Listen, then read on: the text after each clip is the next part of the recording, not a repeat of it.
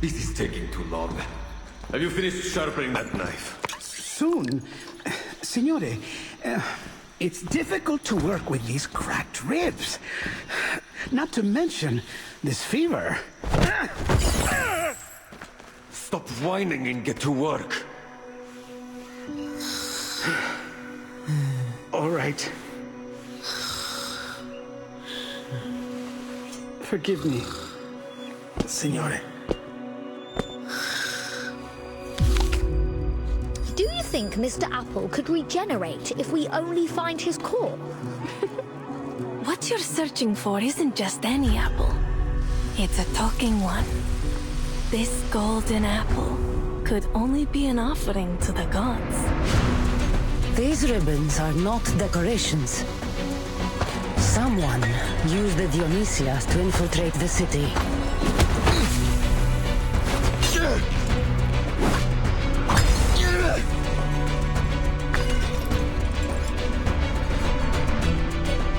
I know this armor. Unbelievable. The key to the secret chamber. Find it at all costs! No! Shh. Quiet. Stay close. Stick to the shadows.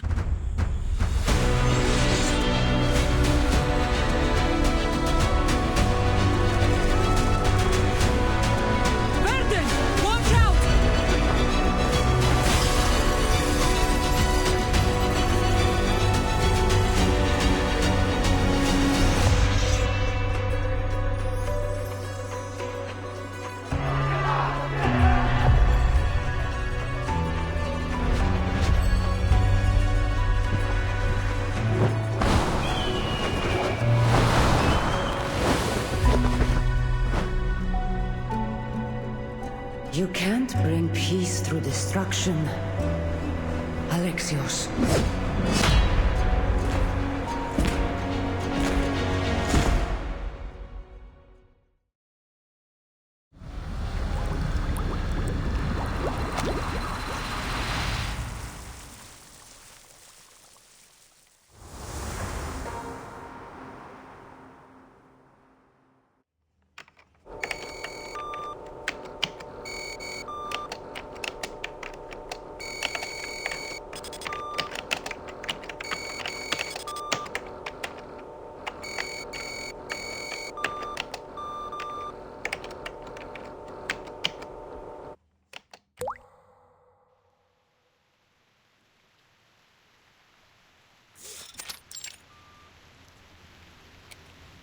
It started to rain. Oh my! We nearly walked into the rain without any protection. The Observer instruction book should have told us to bring our equilibrium umbrella. No need for excess perspiration.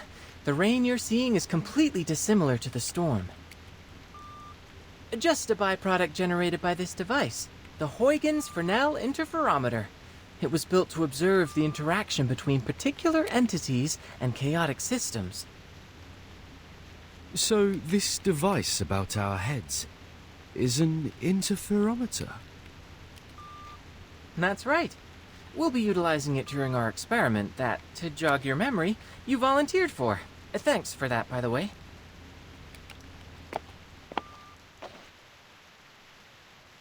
Miss Regulus and Miss Sotheby already went in ahead of you. You'll probably find them in the world you're going to. Now, prepare for an enthralling adventure.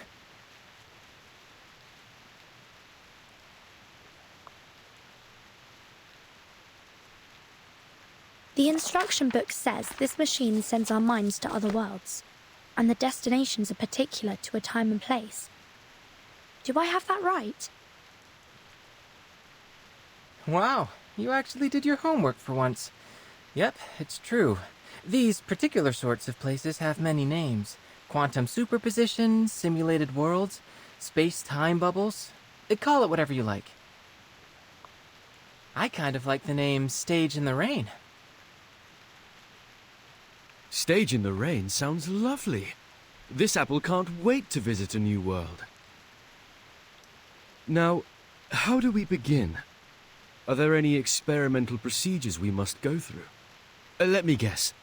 Close your eyes, take a deep breath, and walk clockwise in a circle 3 times.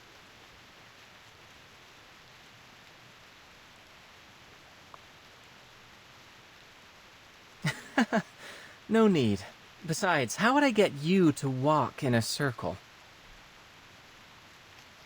Well, this apple doesn't see a problem. With that said, if you have no strict procedure, what exactly are you intending with this experiment? Is it a novel scientific experience, or just a jolly bit of fun?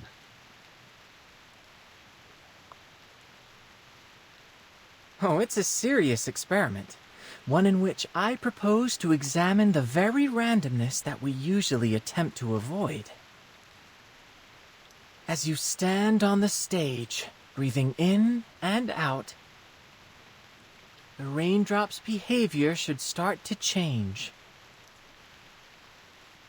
Because I'm breathing on the stage? More precisely, because you exist on the stage. Go ahead and touch the raindrops.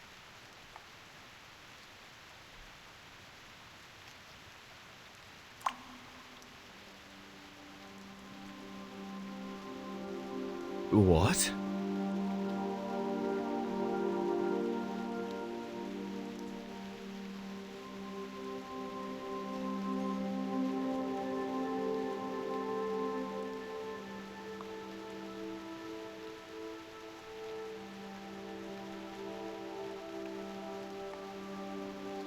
See? You're so much more than an external spectator. You were able to affect the system. Your actions, including your observations, no matter how inconsequential they may seem, can lead the system to produce unequivocally varied results. All right, now...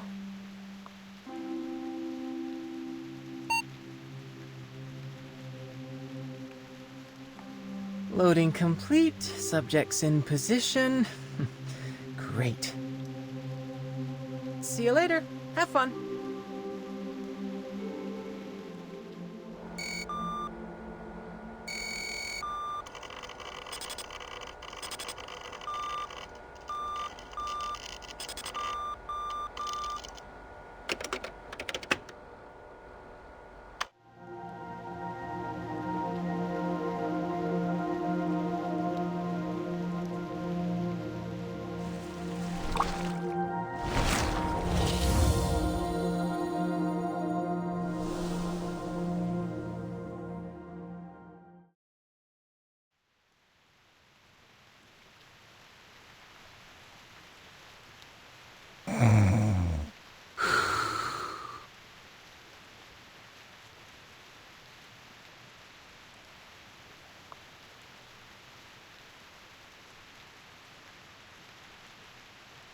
And you're certain of this?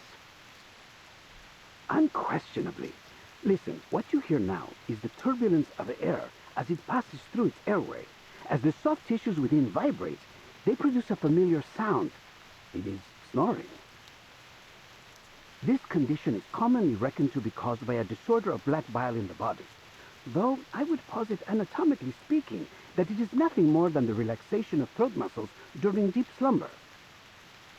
We know what snoring is. What we want to know is how an apple can snore.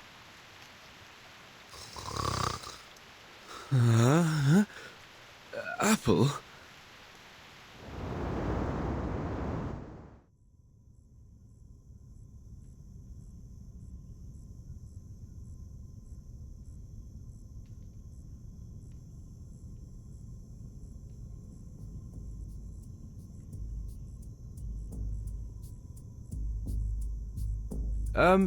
Good day, gentlemen.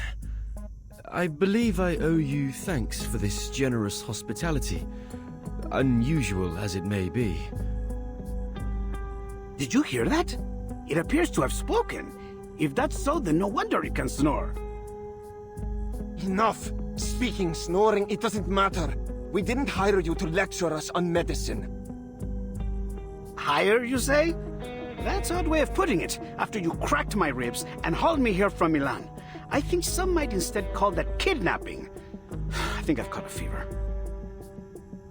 Stop whining. We barely bruised you. It was probably just the bumpy roads on the way to Firenze. Firenze? Am I in Italy? Gentlemen, may I ask where I am and who you are? You're the most curious apple I've ever known. Of course, we're in the great city of Firenze, Peninsula Italiana.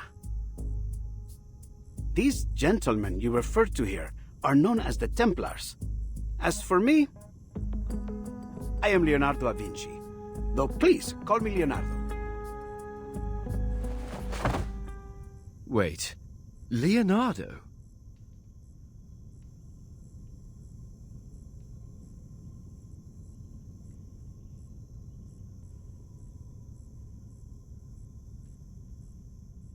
You're Da Vinci. Leonardo da Vinci, the great painter. But please, as I said, I prefer just Leonardo. Leonardo the inventor or Leonardo the engineer? Perhaps even the anatomist. I should hope there is more to my reputation than just painting.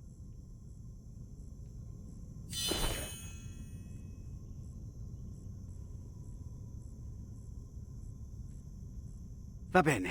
It's safe to conclude you must be the mythical apple they've been looking for. I've never heard of any other talking apples. And I must conclude you are indeed the Leonardo da Vinci. Although, if I might ask, Leonardo, what are you planning to do with that scalpel? And might this apple request you point it some other way? You see, pointing a knife at someone is seen as somewhat unfriendly where I'm from.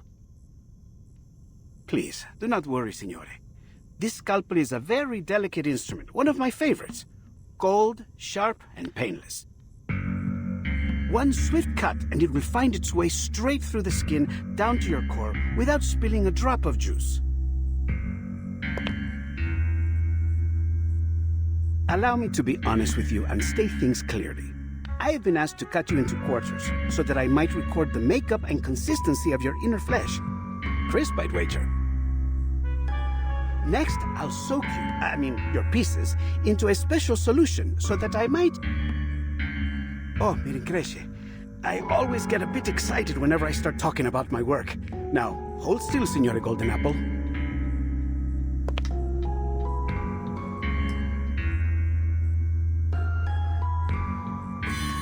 Just a little slice.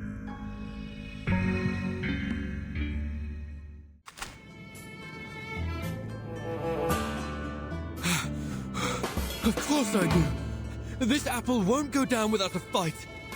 You're overreacting, Signore Apple. I was only kidding. Your jokes seem rather lethal to me.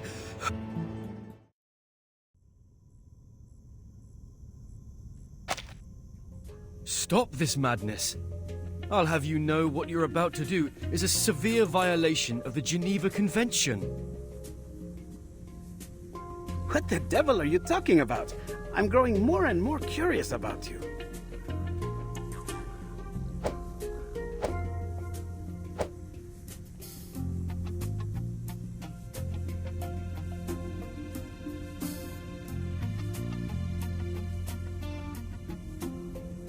Oh no, calm down. We can solve this in a civilized manner, can't we? Like proper gentlemen. There is no need for propriety when dealing with witchcraft, like whatever created you. Now, if you want to save yourself some pain, I suggest you stop. I feel like I'm in a nightmare. What in the world could you want with this apple for?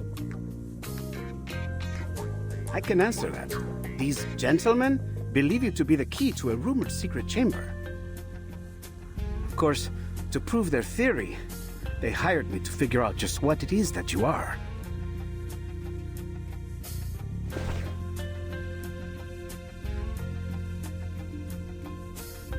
I don't intend to hurt you. Just cooperate for now. Help is on the way. Help?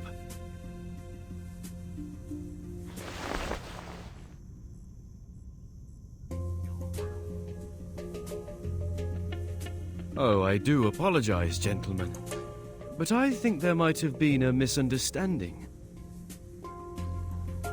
You expect us to believe that?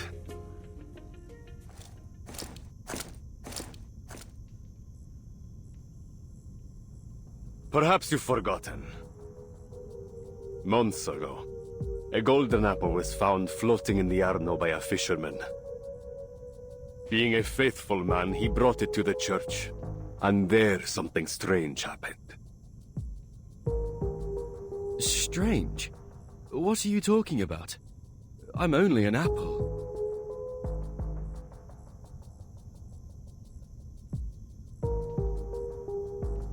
You, demonstrate for our guest.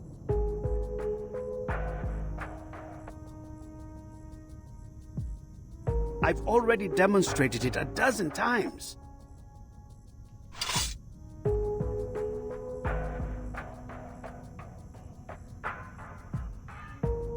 But of course, I would be glad to demonstrate once more, Signore. Whoa! Please, be careful.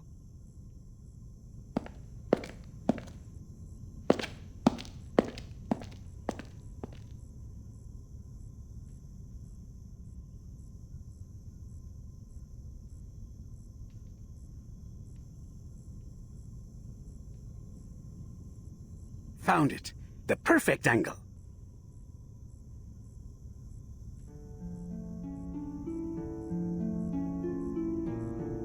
Who are they? Persona sconosciuta.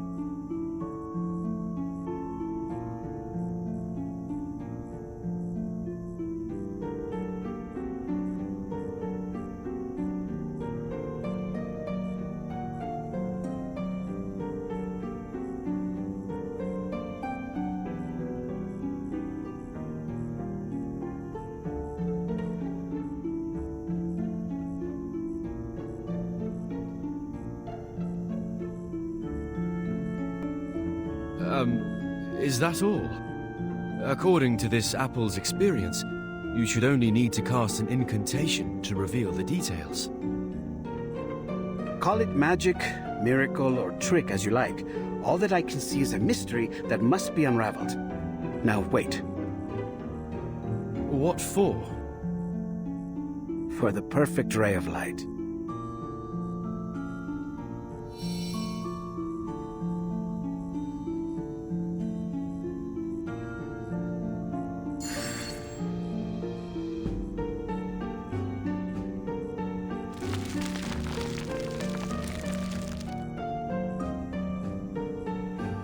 Blimey! What's going on? It is beyond me to explain what I am seeing here. I've examined both the wall and your skin for some time, but found nothing. This may truly be a miracle. Gentlemen, there's a line of letters down there.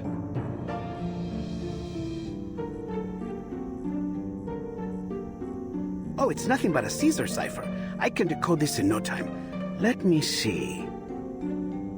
Sub cadente fulgore, cadencia sanctuaria, coniunguntos. Under the waning glow, the waning sanctuaries unite.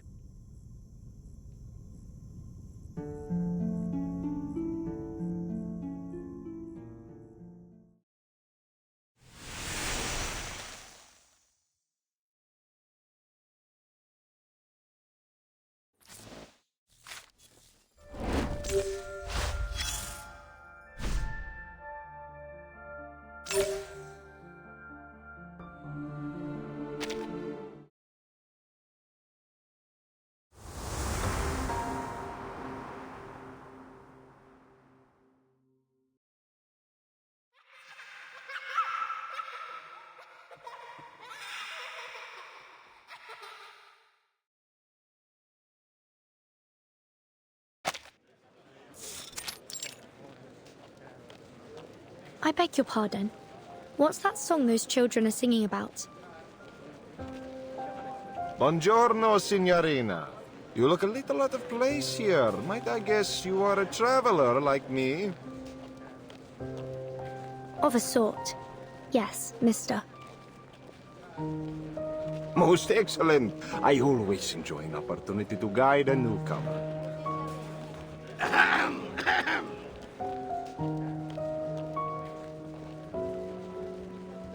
The famed poet once claimed that Firenze was the most beautiful and renowned daughter of Rome. I suppose it is for that reason that many travelers come here, seeking the source of that claim, searching for the lost treasures of a fallen empire.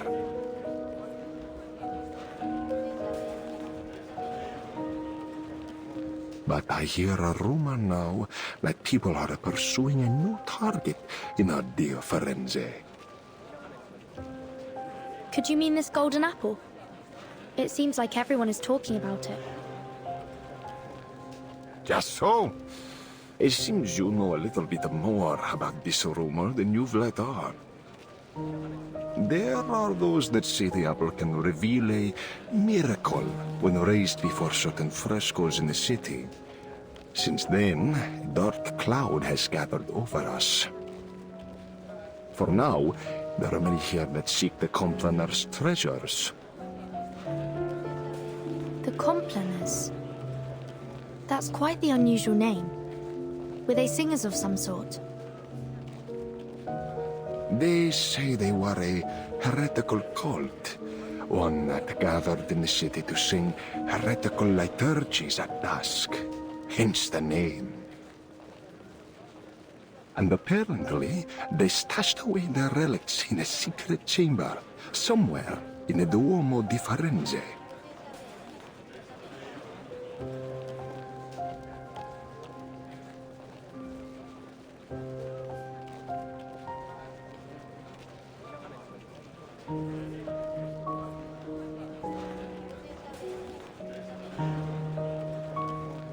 Apparently, they would go there to perform unspeakable acts of evil, defiling the purpose of that beautiful dome.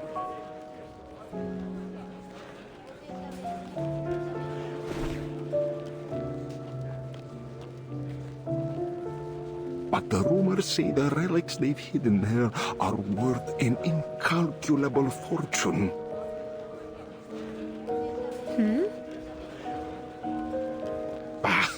All you need to know is it's worth a lot. Enough, they say, that the one who finds it would be wealthy enough to buy the whole Firenze. Are you serious? You're suggesting there is enough money hidden there to buy a city? That's absurd.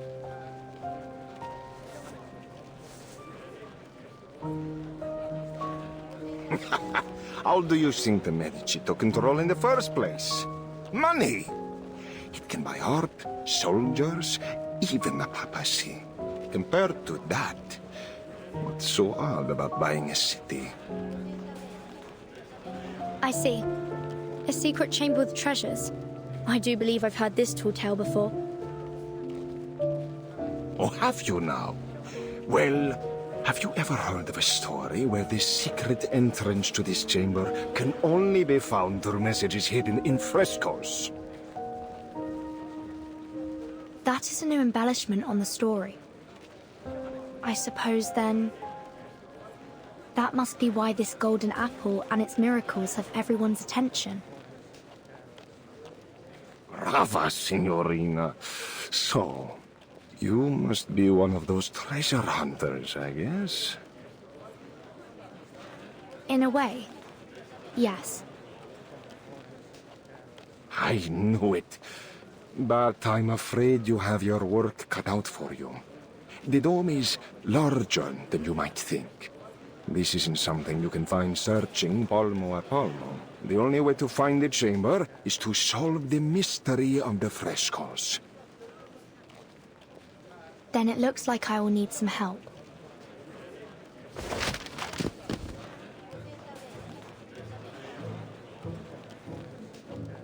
And this is certain to be the help you need. It includes copies of all the frescoes that reacted to the golden apple. It has a silk cover, tempera painting, and gilded edges. Buy it now, and I'll throw in a free collection of Dante's poetry. Trust me, traveler, with this, you will find the treasures you seek. Hold on. If you've already collected all this information, why aren't you looking for the treasure? Wealth enough to buy an entire city. I have to wonder why you would pass up that opportunity. I'm no treasure hunter, Signorina, nor do I think the life of a prince would suit me. I'm content making a living selling the keys to this fortune to others.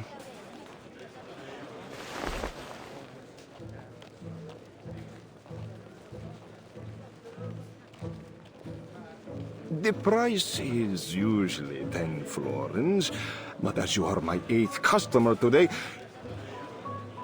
you know, in Firenze, the number 8 is said to bring good luck and eternal hope. That is why the Bestiary di San Giovanni and the Duomo di Firenze have octagonal domes. So, for you, 8 florins. No, make that 5. The most detailed and useful manuscript around for just 5 florins. You don't want to miss out. Sorry, but I don't have any money with me.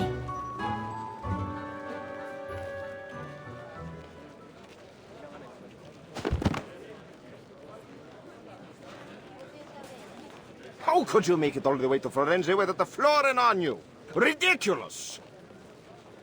I've no more time to spend on you, Signorina. Best you get back to your hunt. Hold on. I heard that this golden apple could talk, and even fly in the air. It might have something to do with my missing friend. It sounds like I need this manuscript in order to find him. So, is there anything I can do for you? I can handle any issues related to magic. We could do an exchange. My magical services for your manuscript.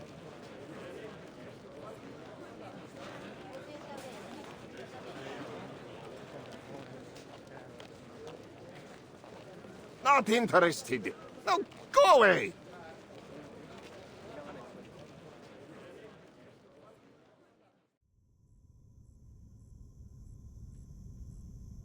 That's just about everything I know about the Complaners, the secret chamber, and the relics. I see.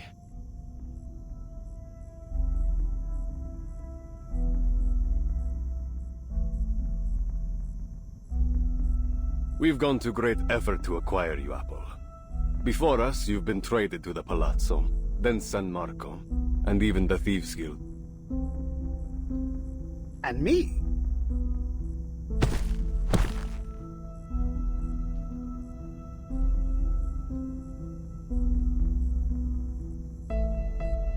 Less talking, more slicing. From now on, you do as I say. Understand?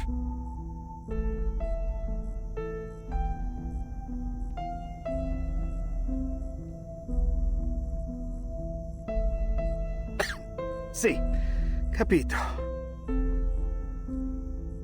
And what about me?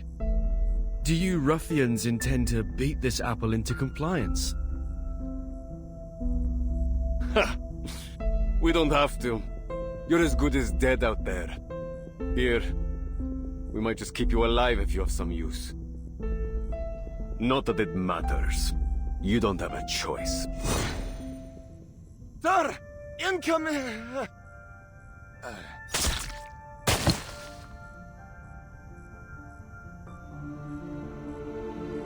What? It's poison! Assassins! He must be on that roof!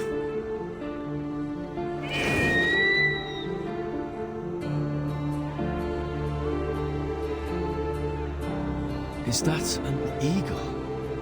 It's rare to see one in the city, isn't it?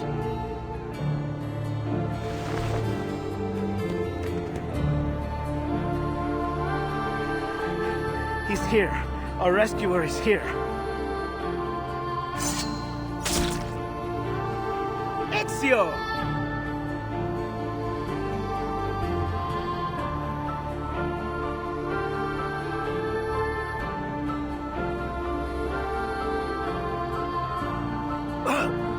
Ezio Audito!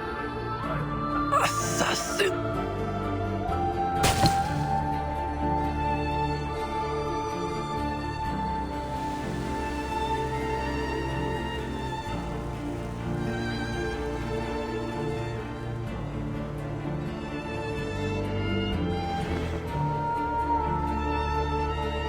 Che la morte non sia crudele. Requiescat in pace.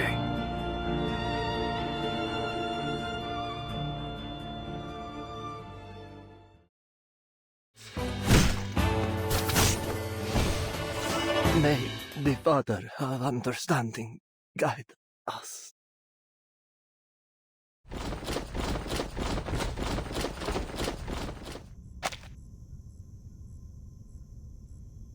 Radunatelli! It seems I underestimated their strength. We need to get out of here straight away.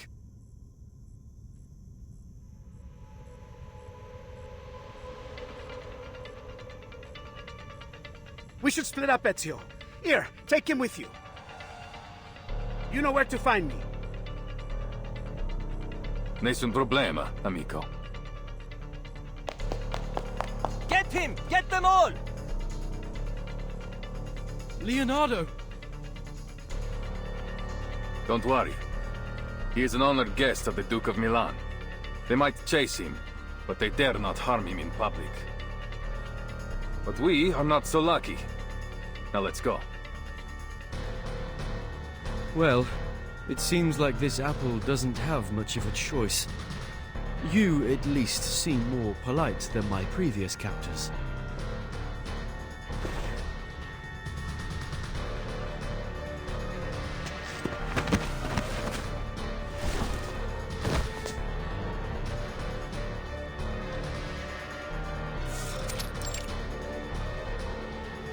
They've gone towards the palazzo. Capture them! You're welcome to try. Hold tight. Sure. Whoa!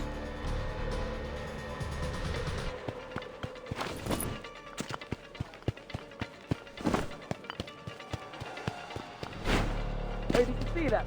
Up on the roof. I think I saw something gold. Gold? Is it a golden apple? Get them!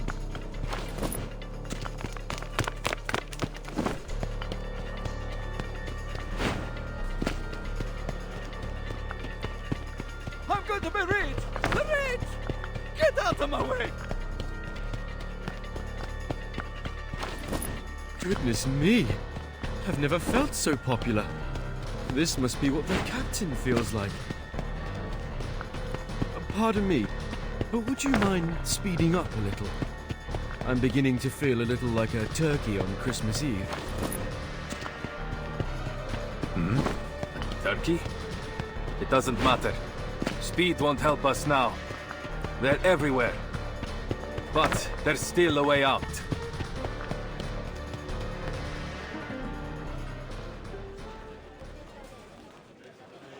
We go up.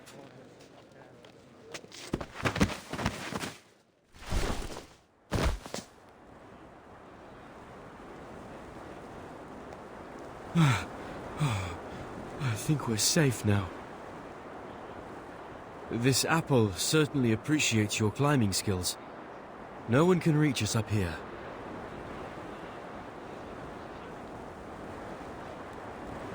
Don't be too confident of that. The Templars have learned to climb after so many years chasing us. They can show up on the roof at any time. I see. Then this apple will keep alert and ready for danger.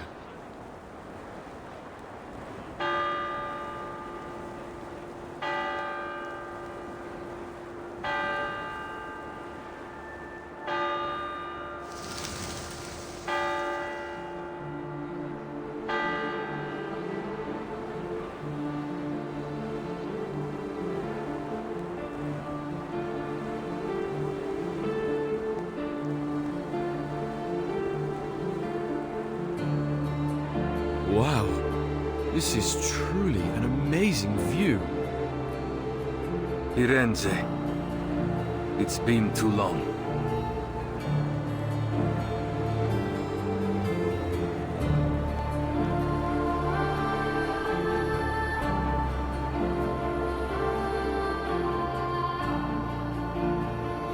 That must be the cathedral. Is it really where the relics are hidden? See, I believe so. I've spent some time searching. I've even explored its catacombs. But I haven't any idea where it might be.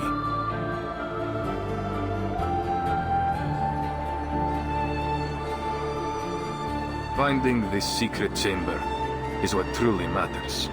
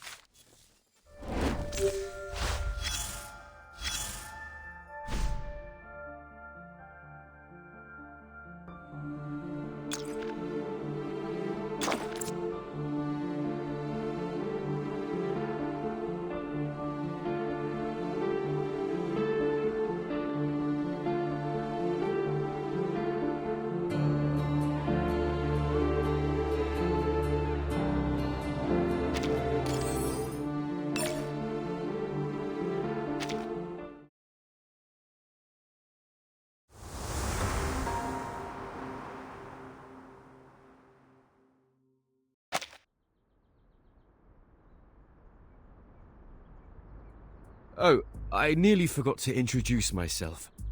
My name is Apple. I owe you my thanks, sir.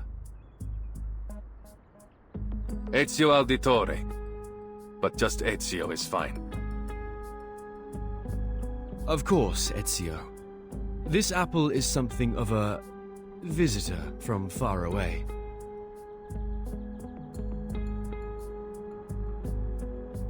Is that so? You know, you haven't gone unnoticed. I heard word of you from my allies many months ago. They've been tracking you for some time. I was being followed. Blimey. We might have never even known you were anything but an ordinary fruit, if you hadn't started talking in your sleep. Leonardo has told you what's going on, see? Is there anything you don't understand? Anything? Everything! These Templars, the Compliners, the frescoes, and you, for that matter!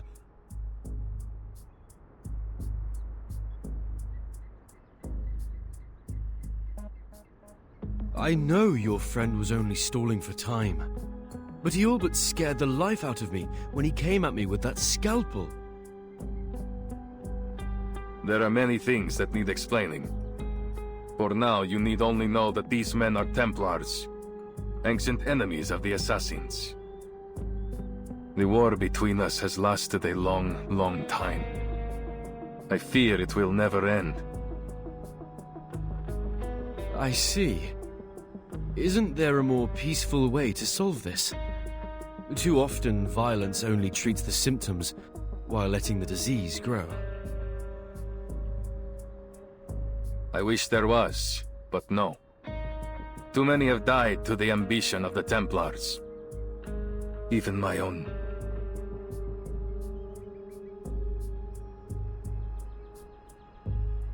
Still, there is wisdom in what you say. Violence has a habit of making things worse. But there is a chance now to end these. To destroy them once and for all. So that no one else must suffer.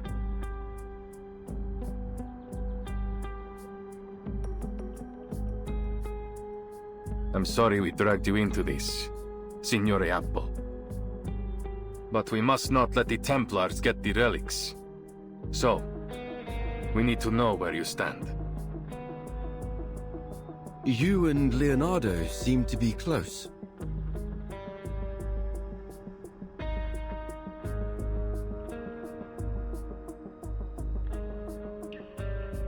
Yes. We've known each other for a long time. Great. Then you have my full trust. Hmm?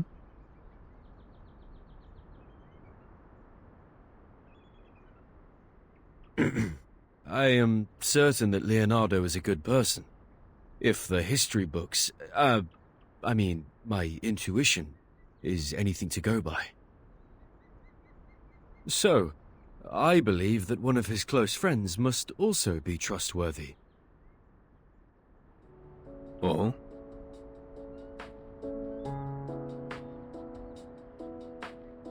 Good to see my charm hasn't dulled. Grazie for your trust. Before we go, please allow this apple to make a request. Anything, amico. I am at your service. When I first came to Florence, I was supposed to be with some friends, but we were separated. Would you help me find them? And keep them safe, if need be.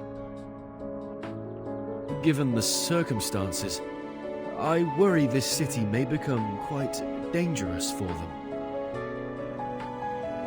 Nessun problema. Then I must repay your grazie, sir. If we succeed here, then there is nothing I could do that will ever compare to what the world will owe you. This apple is only too happy to help. I'm certain the captain would be jealous if she found out I was so sought after. But this apple enjoys a little attention too, sometimes. Everyone has their moment in the sun. When the time comes, even the least of us can change the course of history.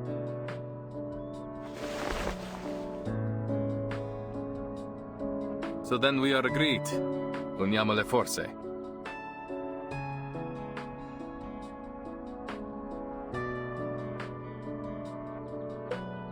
Naturalmente. Leonardo will be waiting for us at his workshop. Are you ready? Ready for what? Our visit? Oh, by Jove. Perhaps I should prepare a gift first.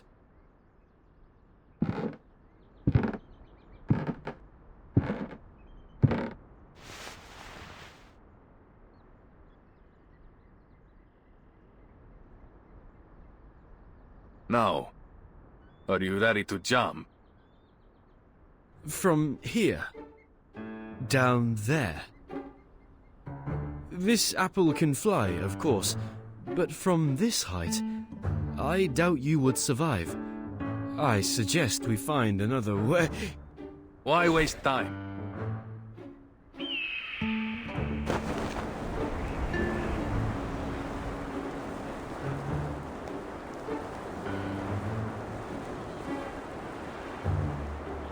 What? No!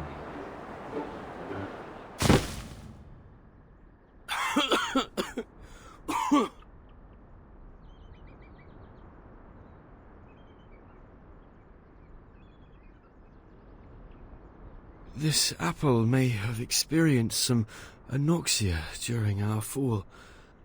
I'm so dizzy. Shh. Quiet. Don't give our hiding spot away.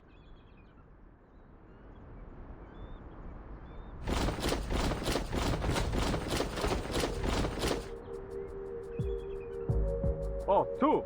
You, with the blue hat!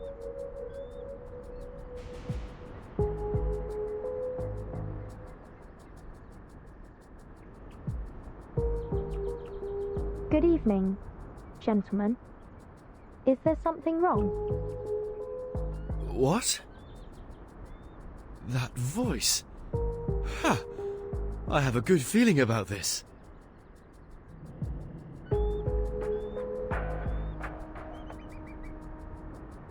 I have never seen someone dressed like you before. Where are you from? What are you doing in Firenze?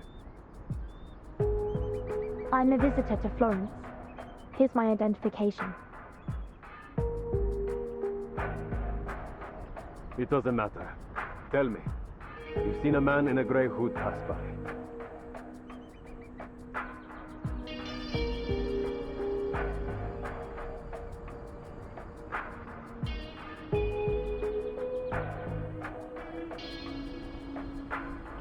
Not that I know of. Then have you seen something? Something golden?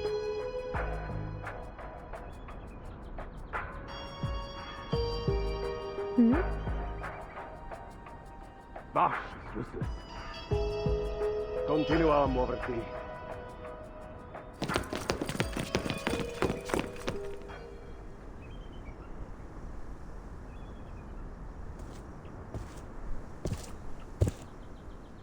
You were right in there.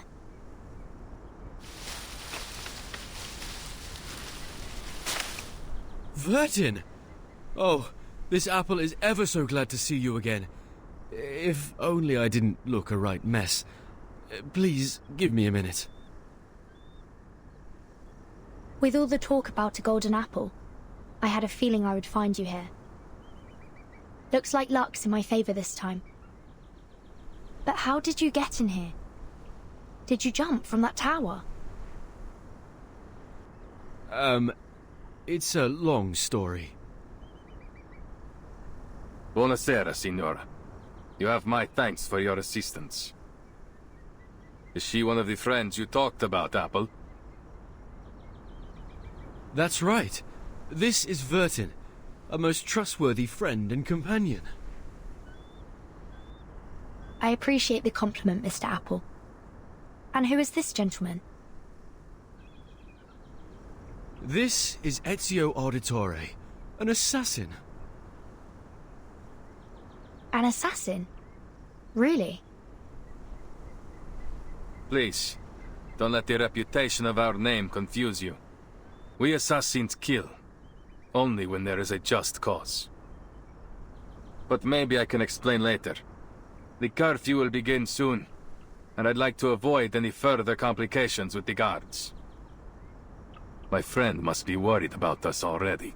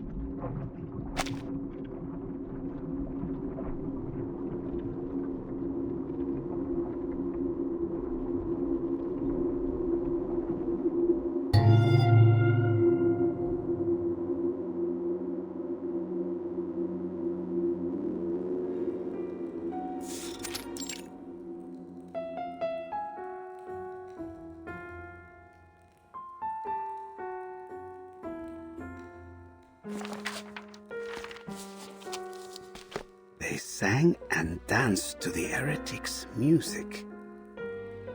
Then they cut their wrists to shed blood, mixed it with air and soil, and painted the mixture on the wall. The air smelled strange. I started to laugh and dance just like they did.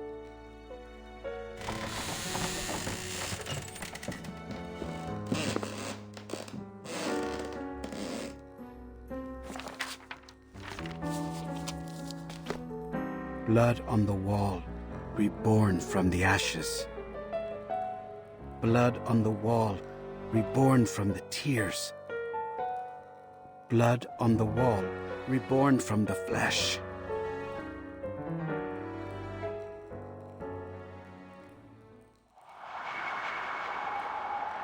What?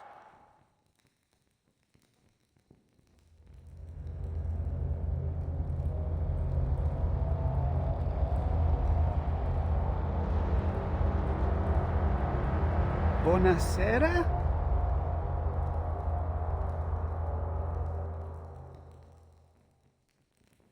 Blood on the wall. I am reborn. Ah!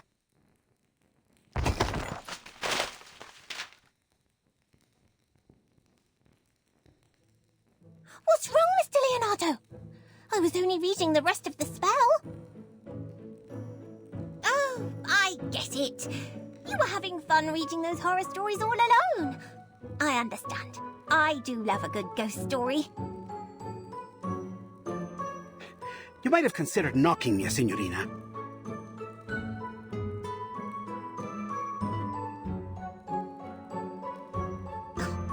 Mr. Leonardo! Mr. Leonardo! Mr. Leonardo! I called your name 3 times in a row, but no one answered. How could you be so rude as to ignore your patroness? Oh, I didn't mean to scare you, but Miss Sotheby has no time to waste. Mirin Cresce, I've been entranced in the words. It's a record of the Compliners ritual. The author claims to have been part of it and escaped alive. The ones you've mentioned before? That nasty group of gremlins that used to meet in the cathedral in secret? See, they are also the ones who have secreted away the relics that Ezio is searching for. My messenger must have told you why I invited you to come by. Your father just confiscated some manuscripts. Oh, I think you're mistaken. Mr. Domenico is not my father, though I am very grateful for his help. He's not your father? But I was certain that you were introduced as such. It's a long story.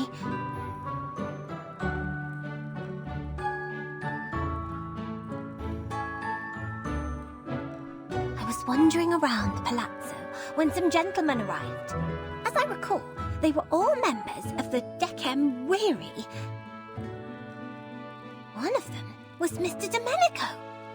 All of a sudden, he rushed up to me and asked if I was his daughter. He said that I had gone missing many years ago. No offense, mia signorina, but that sounds a little like how they kidnap children in Santa Croce. Thank you for the reminder, Mr. Leonardo. But Sotheby is a mature young lady who can protect herself. After all, I'm standing here talking to you in one piece. Anyway, he started crying about the garden he had built for her, and how it had all the rarest plants he could find. He even said he had Tahitian bridal veil, Egyptian privet, and devil's tree. So... Fortuna certainly seems to be on your side. Now, did he give you the manuscripts? I can't imagine he would say no to his long-lost daughter.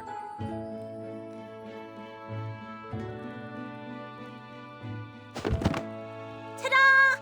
Miss Sotheby already took the liberty of checking them all. This one is well crafted and has the most details. It was confiscated from a book merchant. He said...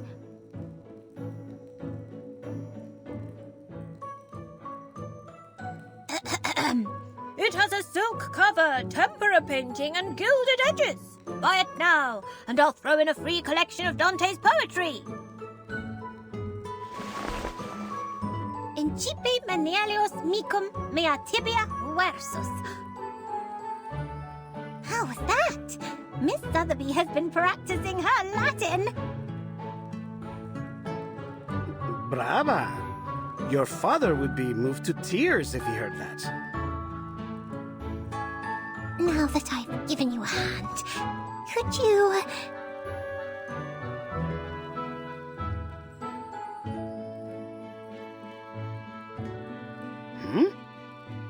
tell me you want to join.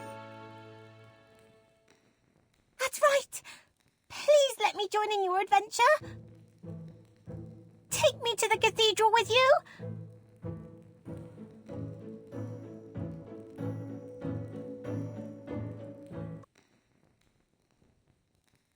Mi rincresce, mia signorina, but this is not the sort of adventure suitable for a young woman.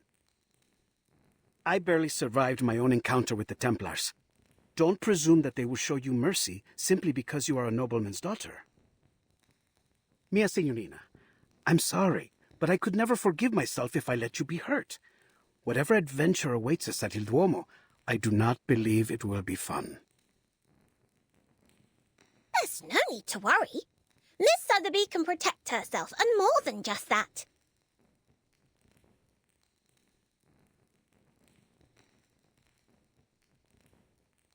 I can make potions, aid in teamwork, research critters, read Latin, give orders, and even fight any villains we may find. Just let me prove it. Scene.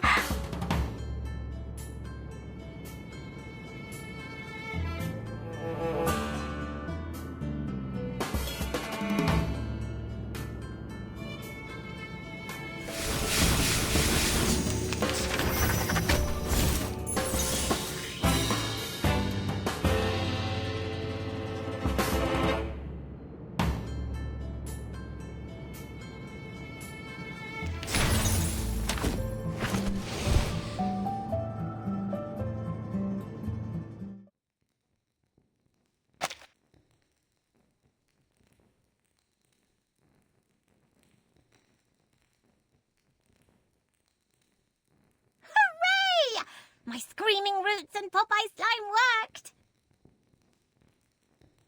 Calm down, signorina. All right. Please, have mercy. You can join us. You've more than proved your ability.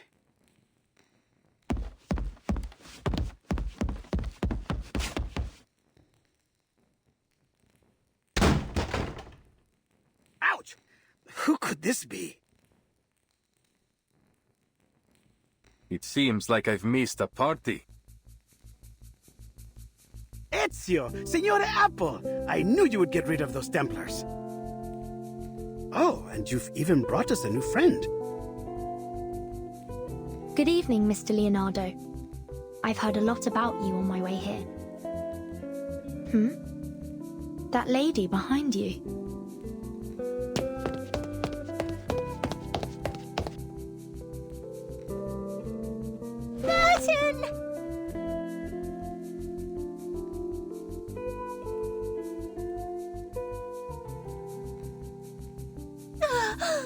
You're finally here. Have you any idea what I've been through? Miss Sotheby had to attend classes and even study Latin. My teachers were even stricter than Mr. Carson.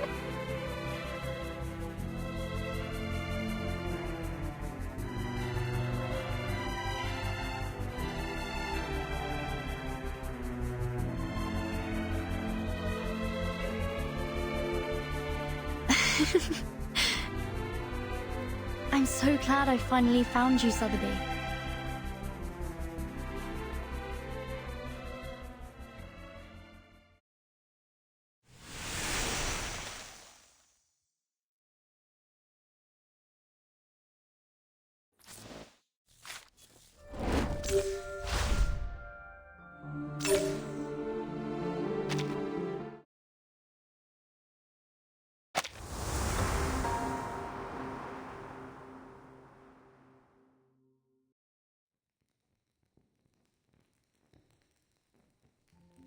I see. Each of us seems to have had our own adventures after we arrived. How interesting and wonderfully fun. So, then we each arrived here in the stage. I mean, in Florence, at different times. How odd. As far as this apple recalls, the instruction book didn't mention anything about that.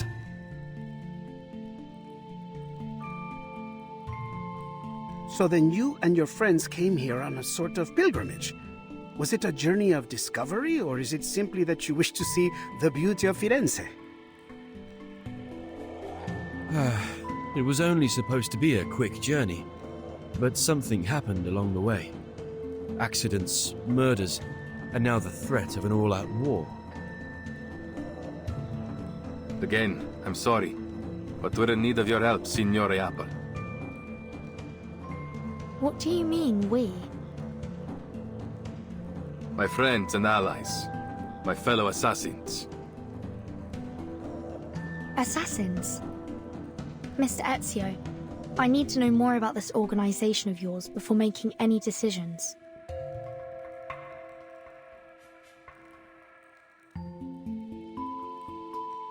Va bene. I'll tell you whatever you need to know, if it is in my power to tell you. The Assassins have a long history. We do not serve kings, nor do we kill for money. We fight for peace, and for the freedom of mankind. That's very noble of you. I imagine you face many obstructions to that goal. Am I right that these Templars are one of those obstacles? See, they've long been opposed to us. They prefer to impose their vision of order on others. They will stop at nothing until they control the whole world. If order is what they're after, this apple does sympathize with them to some extent. There is no such thing as absolute justice, but we can all do our best to pursue it. No. Nothing of what they do could be called justice. This order they believe in is only a disguise. All they truly desire is control. Their rise to power would be the end of freedom. No one would be spared.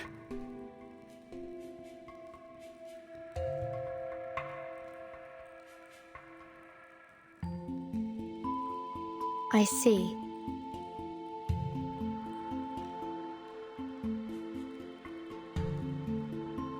Ask anything of us, we will do it for you. Anything within our reach. All right.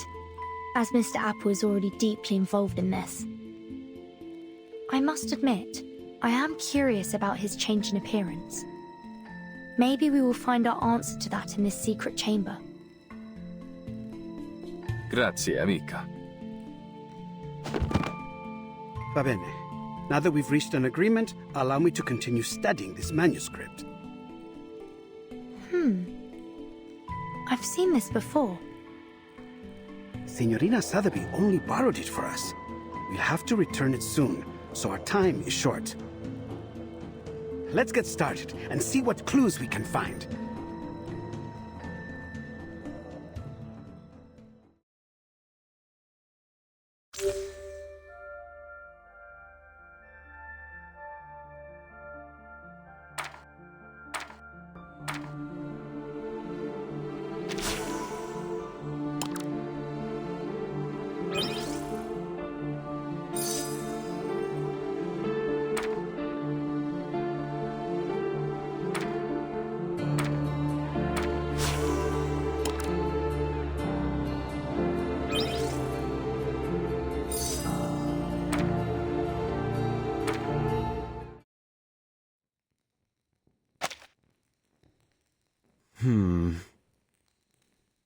This is most confusing.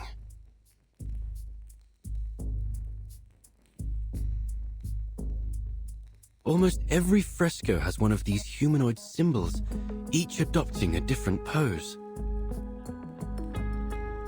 I once read something similar in a detective story. It could be a secret code, used between close friends to encrypt their conversation, like Typhon and Orthrus. Orthrus? You mean this might be an encrypted version of ancient Greek? The grammar doesn't seem to match.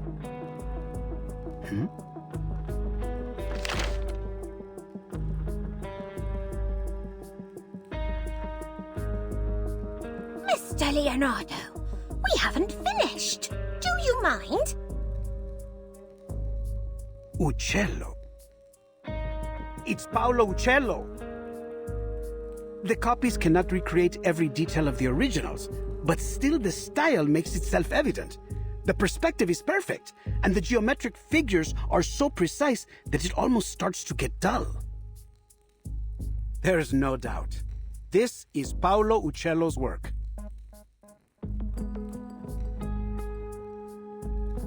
What's wrong, Ezio? I know the name. My mother used to be a patron of his. What? I was young when we met. All I remember is that he was a shy man who kept his head low as he worked. He left before what happened to my family. Then we lost touch.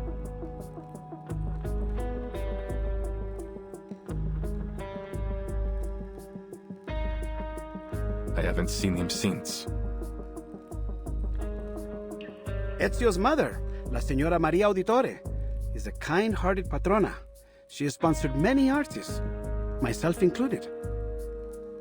I never expected Uccello to be involved, though I've heard he was a strange man. He became obsessed with his studies on perspective. Then eventually he disappeared. Not even his family knew where he went. It was declared that he died some time ago, 1475, I believe. But some claim that he is still alive, still painting, scratching out a living somewhere far from civilization. Hold on. Take a look at the lines in the other frescoes. This bird, its lines are rougher than Uccello's. These were drawn by someone else, an imitator. You're right. This is a counterfeit. This apple hadn't expected an assassin to be so cultured, Ezio.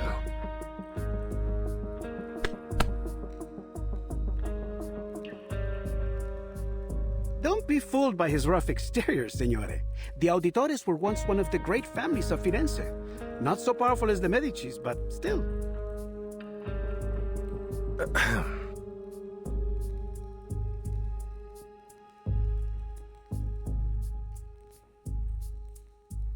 As Leonardo said, my mother has been a patron of many artists, including Uccello. I've seen his work many times on the walls of our home in Monteriggioni. This is...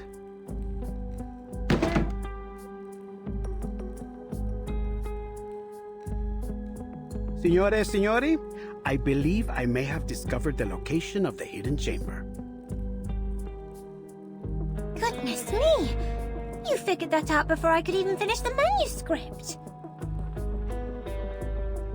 Mi rincresce, mia signorina. Once I begin, it is hard to stop the mechanisms of my mind.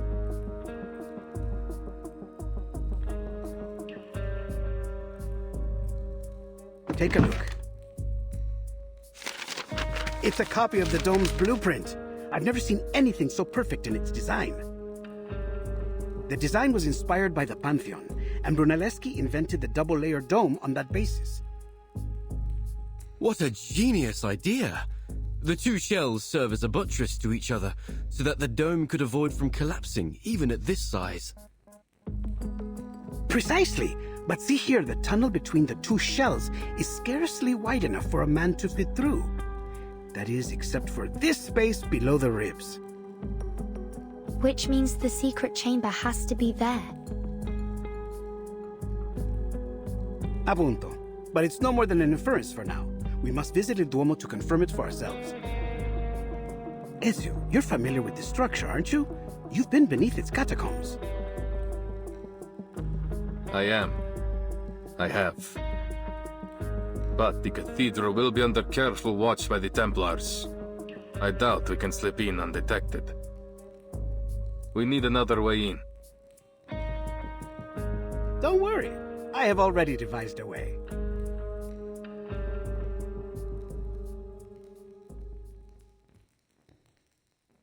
Have you heard of my work there?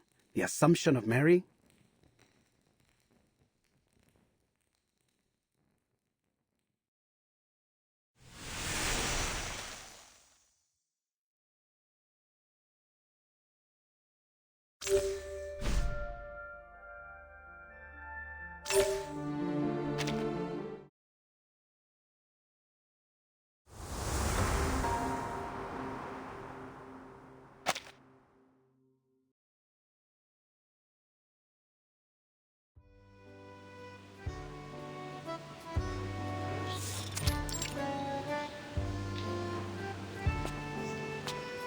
Is that you, Signore Leonardo? Thank God.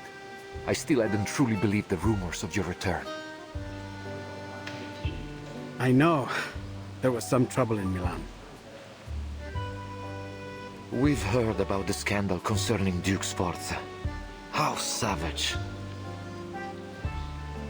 That's why I came back, with a creative fever inspired by my pains.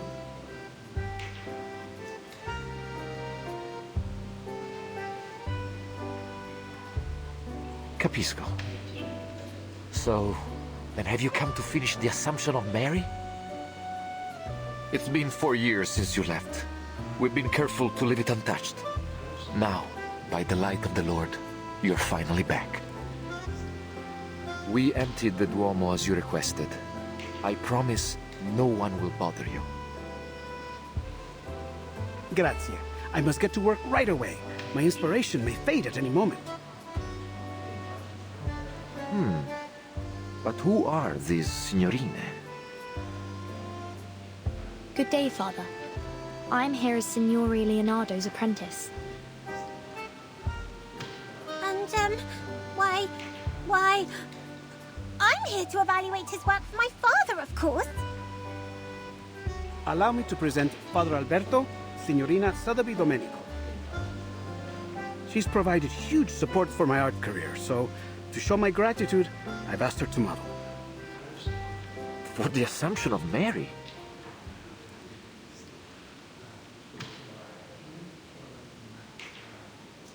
La Signorina is a bit young, don't you think? And not exactly how I had pictured Mary. Who is the artist, Father? Do not let your mind be so entrenched by outdated styles. When you look for a model, you must focus on their soul, not simply their flesh. You pay too much attention to her appearance, yet neglect what's inside. The Assumption of Mary depicts La Madonna's reception into heaven, not just in body, but in spirit as well. And what do you think best captures that moment, Father?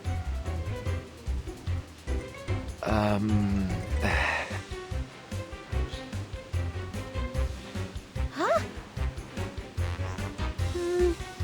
Why are you looking at me?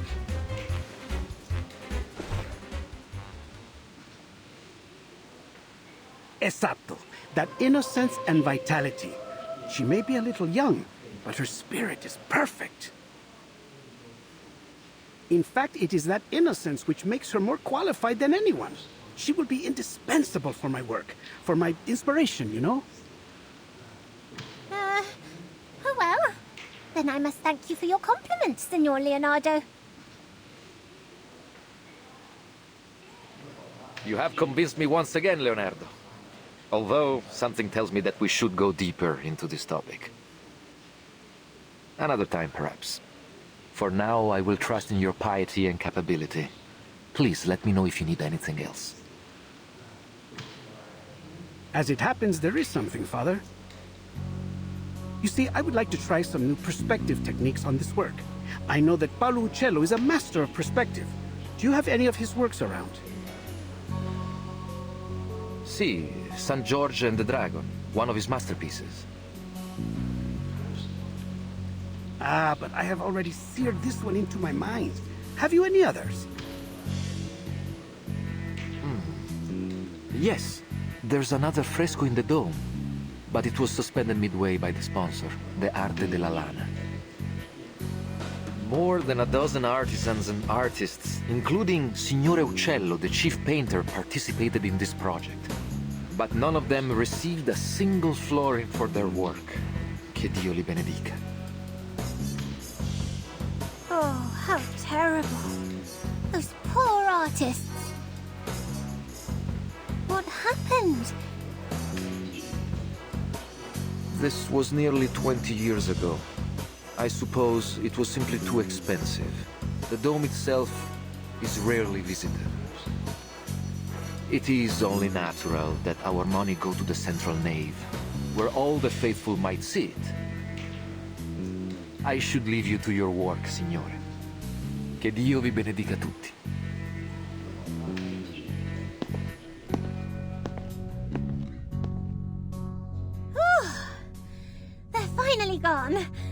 All right, time to start Operation Florence Typhoon! Wait, where's Vertin? Right behind you.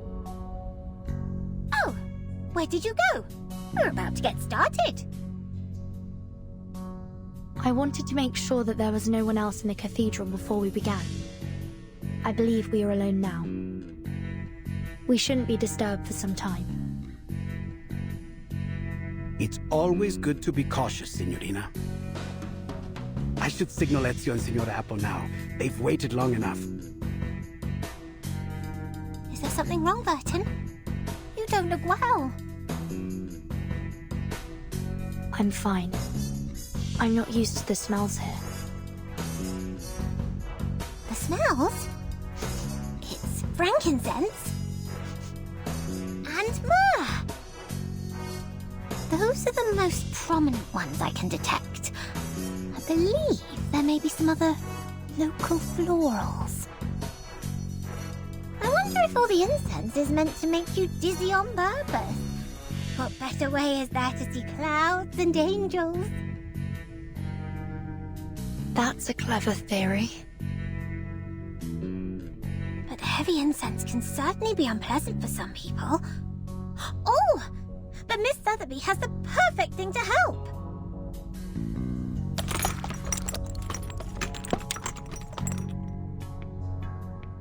Apply 2 drops just inside your nose, and you should be right as rain. Thank you.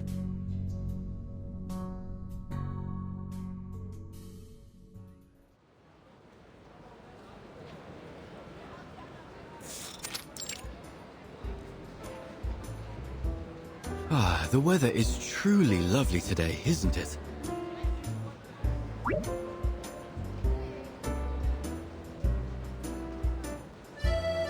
Any sign of the signal yet? Not yet.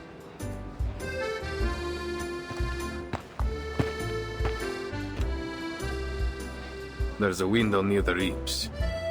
We should be able to sneak in through there. Marvelous. All that's left to do is to wait for their signal. The sun is so warm and gentle right now. Like sipping a cup of fresh-made Cornish tea. Ouch!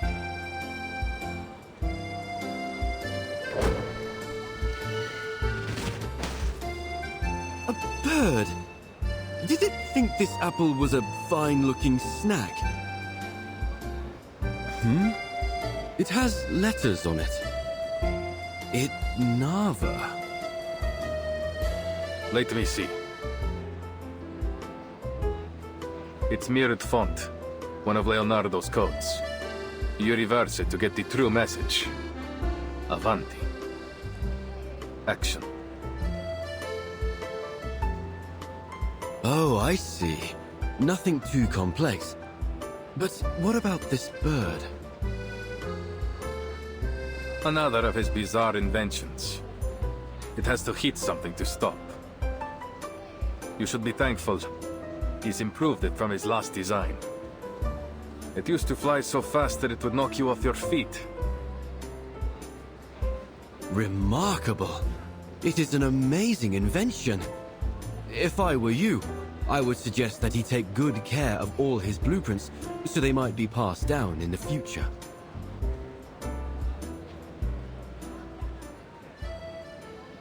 It wouldn't do any good. His genius may well be forgotten since he guards his ideas so jealously. He writes everything in ciphers like this. He would rather see his work burn than have someone else complete it for him. He won't worry about the future until it comes. That's just his way. And what about you, Ezio?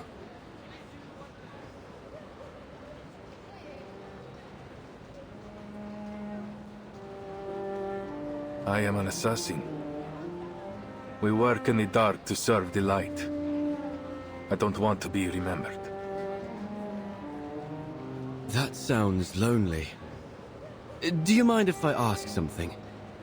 You've avoided speaking about your family. It sounds like something terrible happened. Are they why you became an assassin?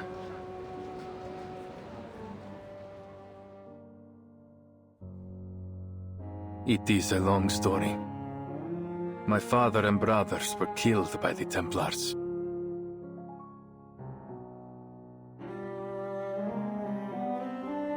I was only 17. So much has changed since then. I've changed.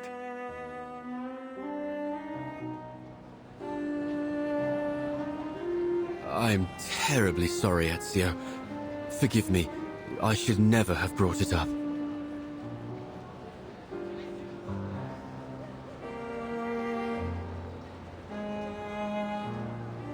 It's not your fault.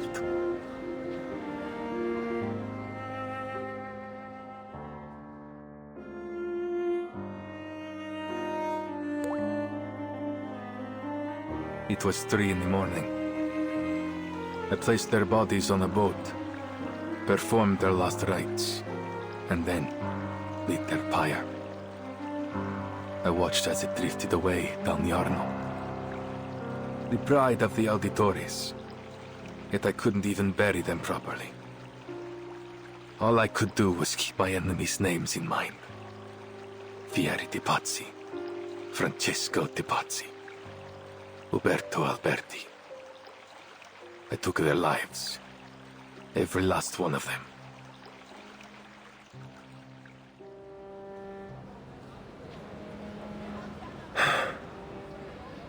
I don't think I've told anyone that for a long time.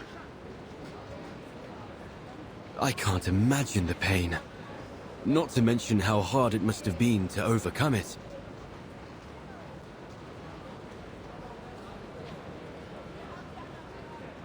I didn't. You don't overcome that sort of pain. No.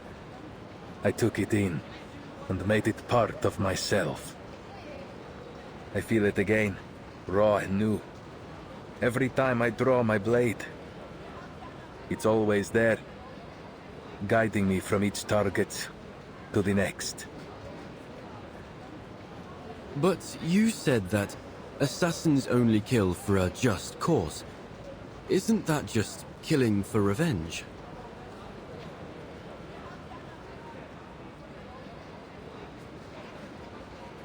Revenge can be a just cause if it rights injustice. I have to believe that.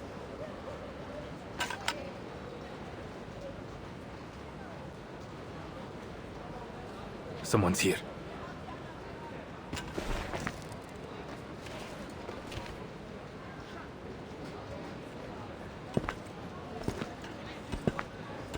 Cazzo! The whole Duomo has been blocked for some honored guest. Even Signore Rodrigo can't get us in. I didn't know it sunk this low. What are we even on the lookout for? Some kind of apple? Is it related to the relics?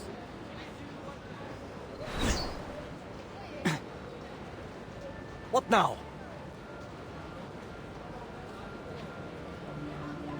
A poison arrow.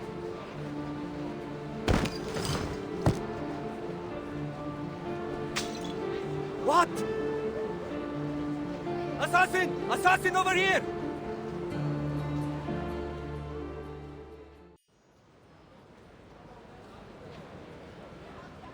That should be the last one. But the Templars will be on high alert. We need to hurry. Si, signore.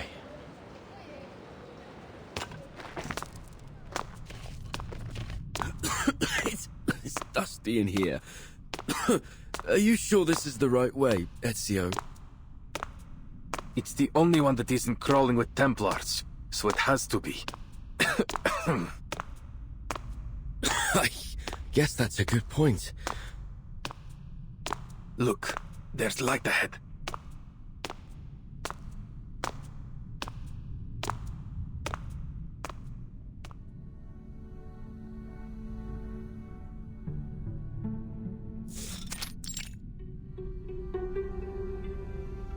Oh, who would have guessed? A secret tunnel. Let's go, amico.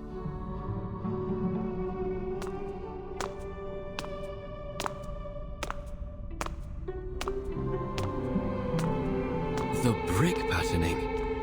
It's like nothing I've ever seen before.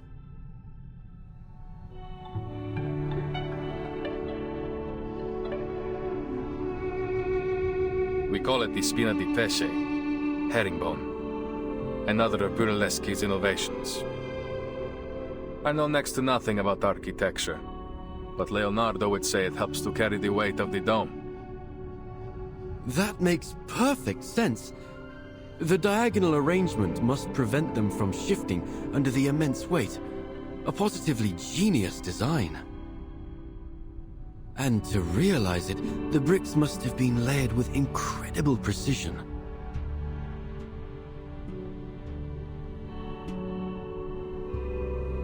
That would explain why it took so long to complete. 16 years. I'm certain it must have been exciting to witness its completion after so much time. Brunelleschi, Leonardo, Uccello. Your hometown is full of amazing people, Ezio. This apple wishes he had been born here.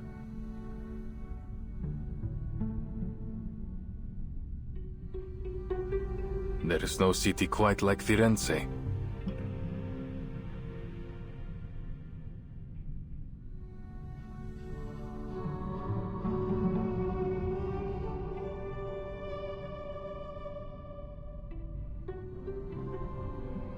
What's wrong? There's something on the wall.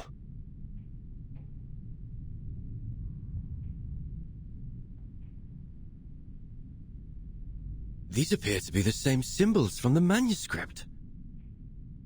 Then we're on the right path. Look, another symbol over there.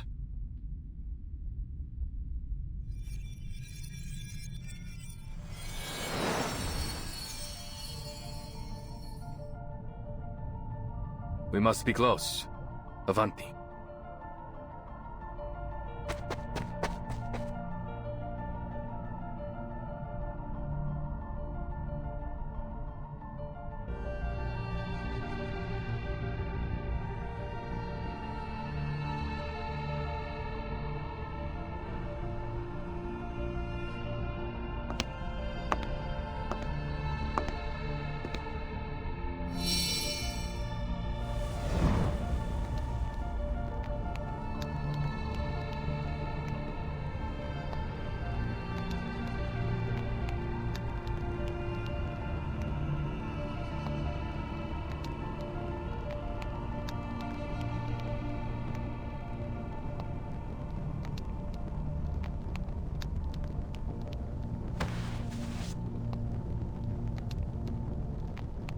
So, this is the secret chamber.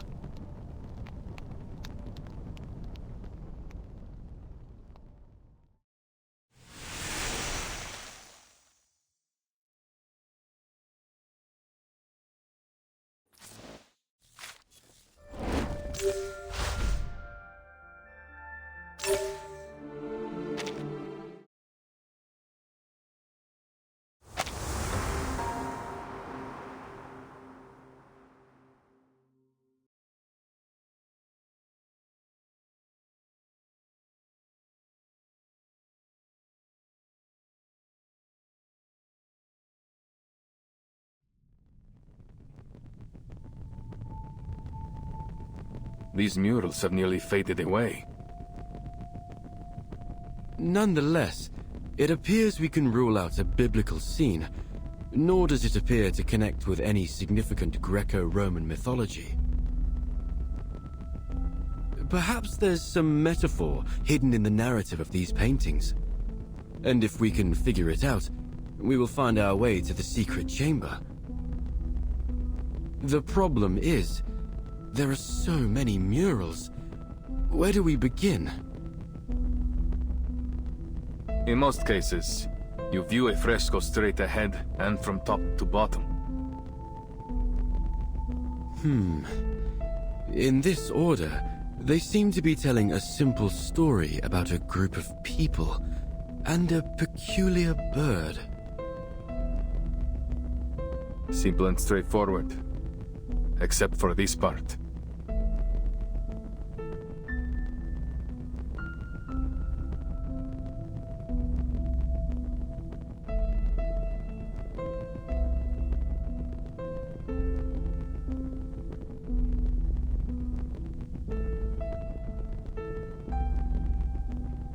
What is the meaning of this?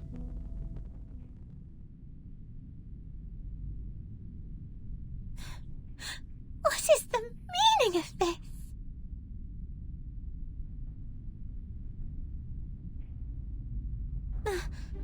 My face! Why have you made it look so horrible? Please don't worry, Signorina. This is only the first stage of my draft. I must draw out the details in rough so that you won't end up looking like an empty shell. They will help to express how you stand, move around, and exhibit feelings. Really? Then Miss Sotheby will still look pretty, right? Once you've finished with all the glamorous colors and those adorable little angels. In a sort of way, yes. Except, of course, that it won't be you. It will be the Virgin Mary. But other than that, you'll have everything you hope for, including all the colors and the little angels. Hooray! I hadn't actually thought you'd use the time to paint. Of course. And we must take our work seriously at that. Father Alberto may show up for an inspection at any time. I see. I notice you've used some guidelines in the background. Are you using linear perspective theory?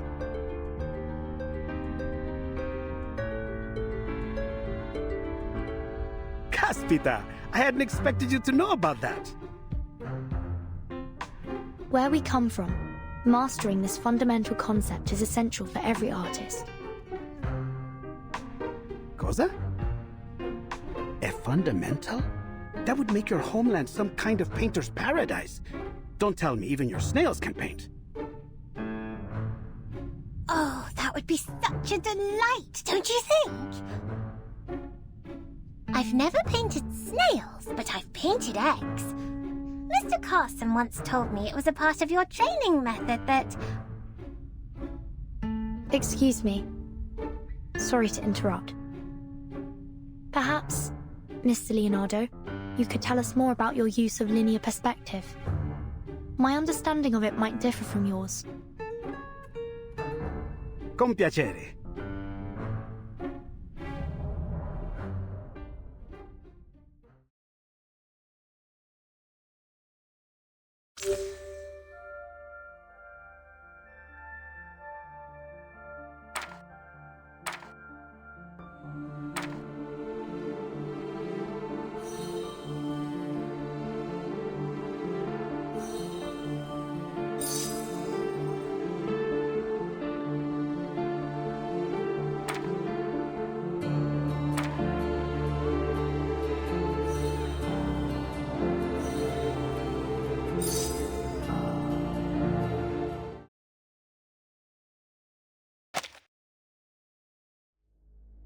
Vanishing points, huh? I wonder if a painting can have 3, 4, or an infinite number of vanishing points. Wait, I guess they would get all tangled and messed up that way. What was I thinking? Multiple vanishing points, waning sanctuaries. Eureka! I can't believe I didn't think of it sooner. If the whole thing is connected to Paolo Cello, then of course, linear perspective would be crucial for solving the riddle.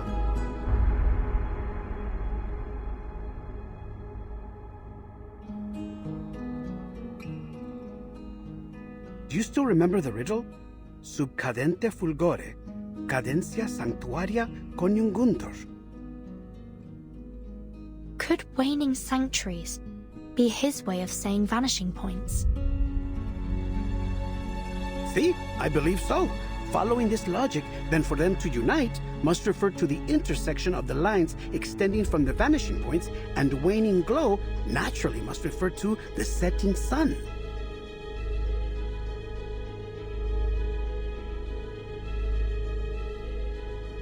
In other words, we need to find the intersection of the vanishing points before the sun sets. But the riddle didn't specify which painting, did it? It must be a fresco right outside the secret chamber. Rumors say the secret chamber switch is hidden within a mysterious fresco. A fresco often consists of multiple sections. If all of them employ linear perspective, then there will be a lot of vanishing points to follow.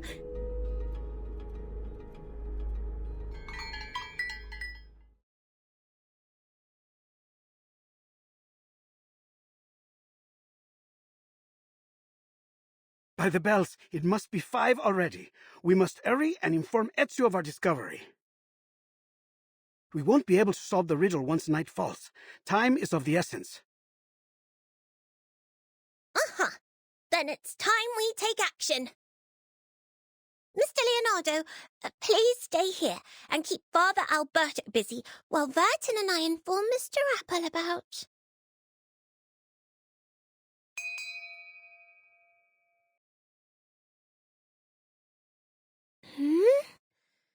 Where have these clouds come from? I feel like... I could use some shut-eye right now. No, this isn't time to sleep. We must find... Wait. What are we trying to find? It's sleeping gas. Cover your nose. Hurry.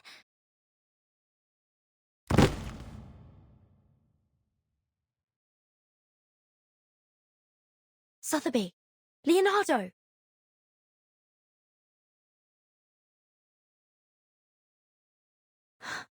Not good. This fog is getting thicker by the second.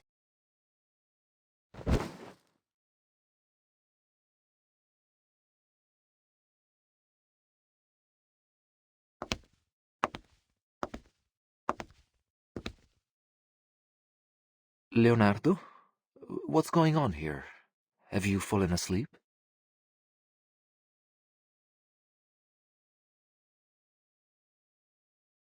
Keep on sleeping, poor lambs, and may you have sweet dreams. May the Father of Understanding guide us.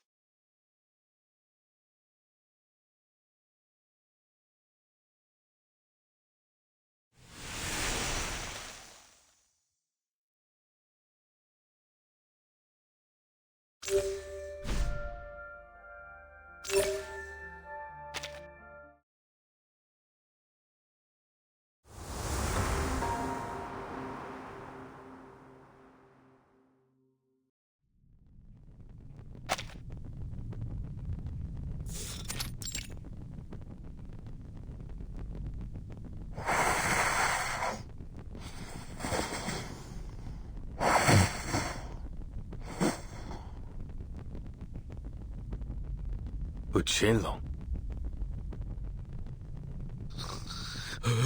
Who? Where?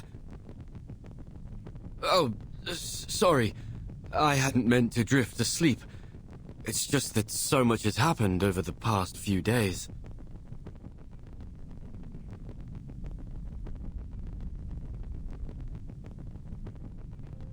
Perhaps the bird in the fresco represents Uccello himself. Uccello means bird, after all. So then, in these paintings, Uccello is a wondrous bird that has many followers. A metaphor. It seems like we're nearly there, but something's still missing. Perhaps I can take a closer look.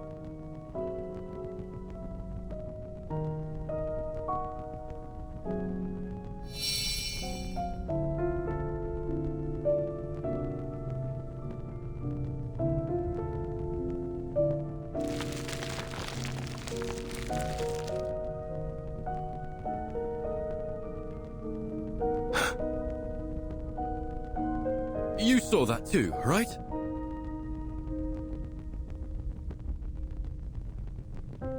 There were colors. Fleeting, yes. But no trace of color is ever fully erased. Let's see.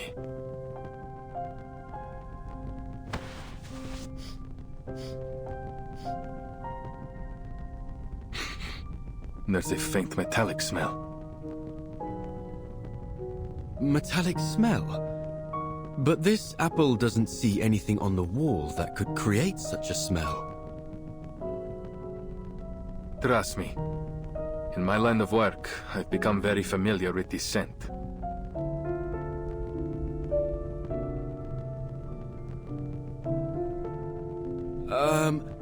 I do hope you aren't implying that those awful rumors that Mr. Leonardo told me yesterday are true.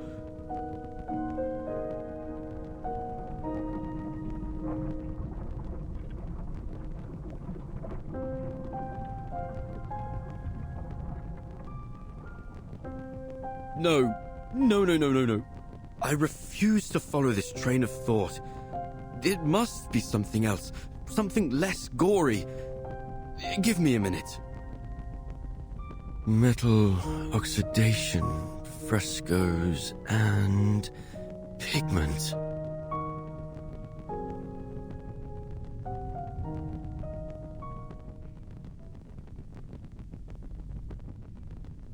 Oh, I've got it! Many artists in this era use pigments derived from minerals such as ochre, lapis lazuli, and chromium compounds. When exposed to moisture, they undergo oxidation, which may be the source of this metallic scent.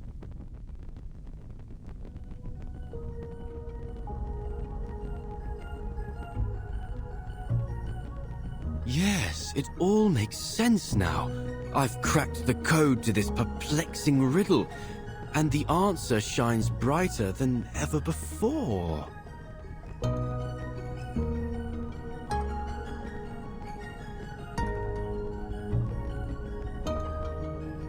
Per favore.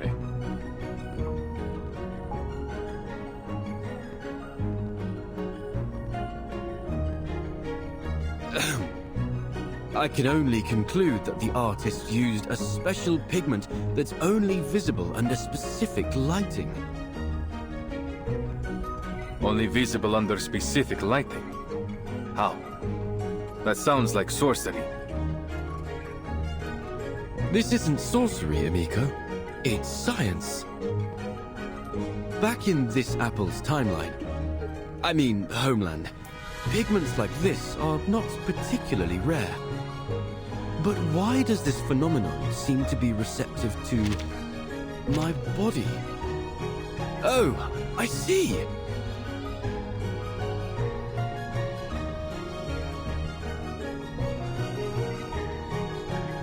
So this apple is no different than a kind of optical filter. An optical filter? As you might know, sunlight consists of various wavelengths of electromagnetic radiation. Waves of sunlight? I don't get it. Never mind that. Let's assume this pigment is only visible under specific colors of light, say, red light or orange light. At dusk, when the sun is near the horizon, its rays travel through the atmosphere at a steeper angle, which diffuses the blue and ultraviolet light, causing the sunlight to appear more orange and red. A sunset, in other words. Building on this, if we use an optical filter to block out even more blue and ultraviolet wavelengths... You may as well get to the point, Signore Apple, because you've lost me.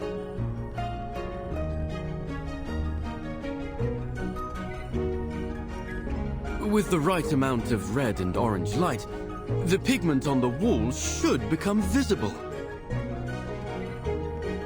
But for how long? The light from before faded in an instant. Well, that's true. Highly limited in duration, and in size too. Nothing like the breathtaking display Leonardo demonstrated in the monastery. It may require a particular angle to achieve the desired effect. However, figuring that out will take some complex mathematical calculations.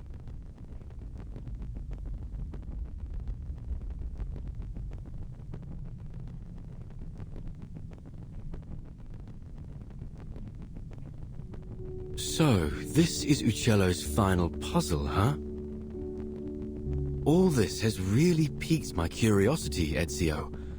What kind of a man was this Paolo Uccello? Mi dispiace. I can't even recall his face. Though I'm not surprised by his use of riddles. If he is anything like the other artists I know. They all like hiding puzzles in their work. It's a means of protecting them from imposters. I do know he has a passion for drawing birds. That's part of the reason they call him Uccello. You can tell from the meticulous detailing he painted them with. Other than that, though, he was quite ordinary.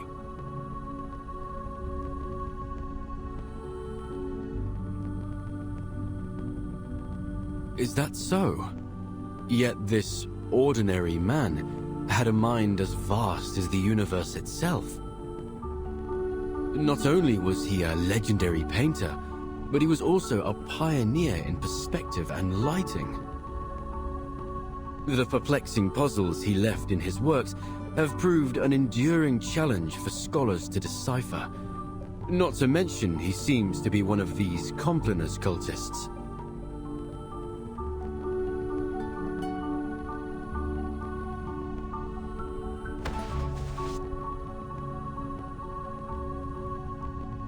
He was also a Florentine. And it's no wonder that a Florentine can work wonders.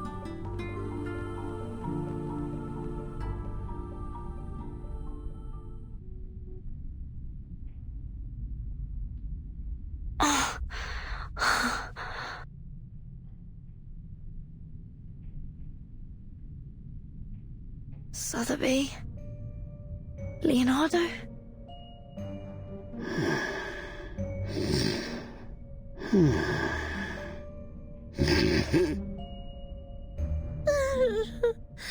Don't hate me, please.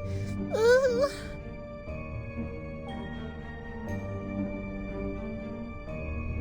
That must have been the source of the sleeping gas. Thank you, Miss Sotheby. That potion you gave me seems to have mitigated the effects of the gas. I'm not tasty. Really? Oh.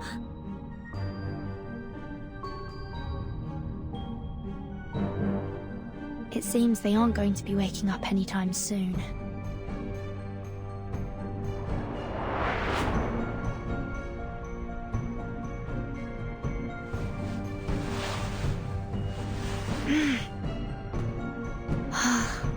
There you go.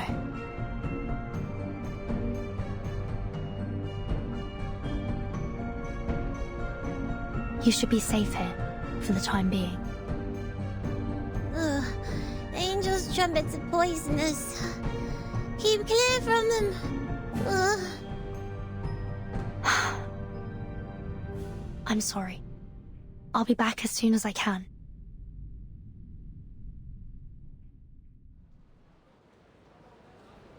Bene. Our reinforcements are in position. I understand that the Padre already took care of the rats in the central nave. You, go fetch them and lock them up. Si, Comandante! The rest of you will follow me to eliminate our troublesome assassin. Seize the golden apple and claim those relics. Now pull yourselves together. We can't let this assassin get the drop on us. So if I catch any of you slacking off, you're going to wish I'd kicked you off the ledge here. Capito? Si, Comandante! May the Father of Understanding guide... Huh?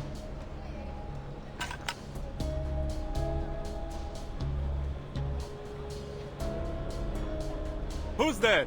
Show yourself! Good afternoon, sir. You! Aren't you that visitor from last night?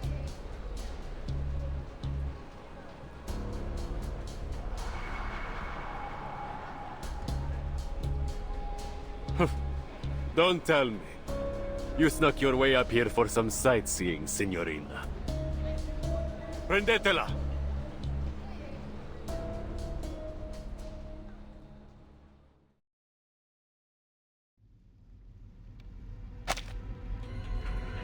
Muoviti! Flank her from the other side! She must be with the assassins! Don't let her get away!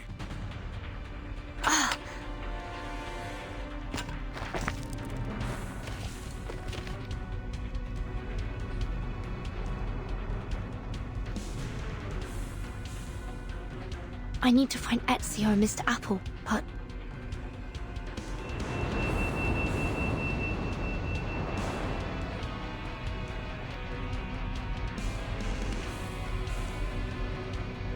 How should I get inside?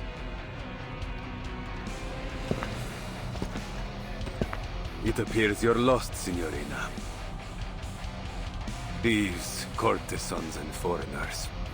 I've always wondered why the assassins only attract the likes of you as allies.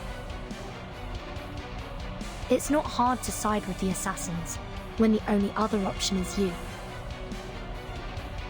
Huh. You're just a band of faithless lowlifes, nothing more.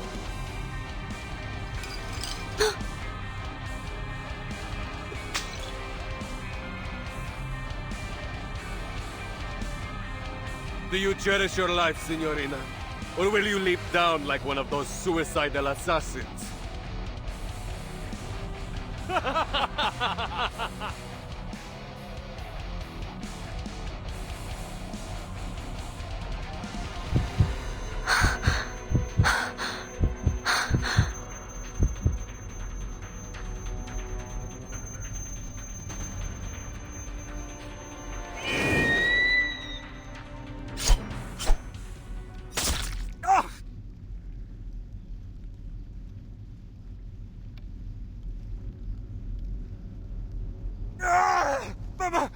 My eye!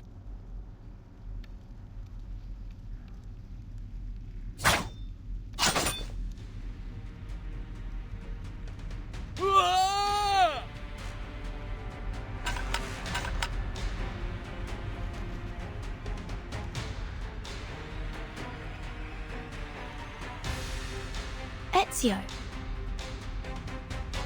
Follow the wall on the right until you see a mechanical bird. I placed it there to mark a hidden window. Your friend's waiting for you there. What about you?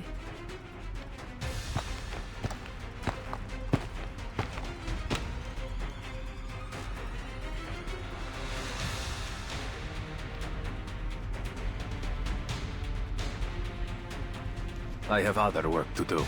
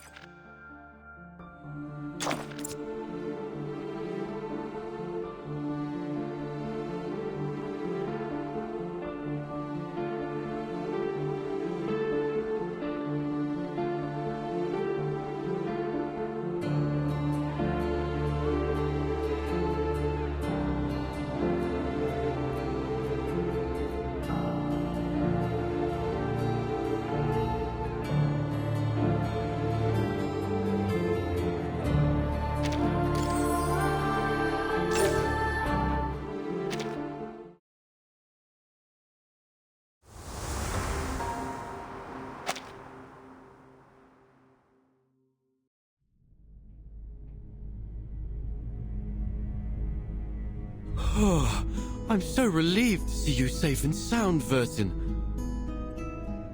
We heard the sounds of fighting from below, and Ezio decided to check if any of you were in trouble. Sorry for worrying you. But Ezio...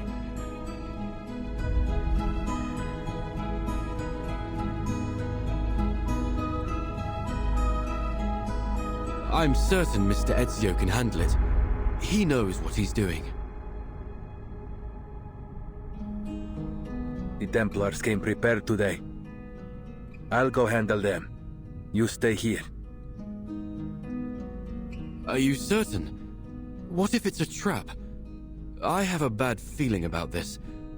Maybe we should go to get... You don't need to worry. I've dealt with the Templars for many years.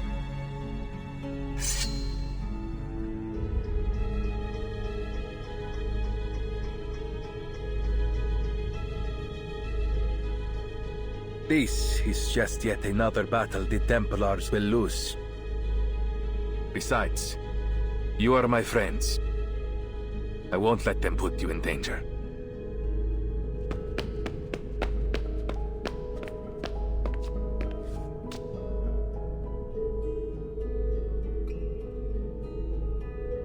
I promise you. We'll meet again, amigo.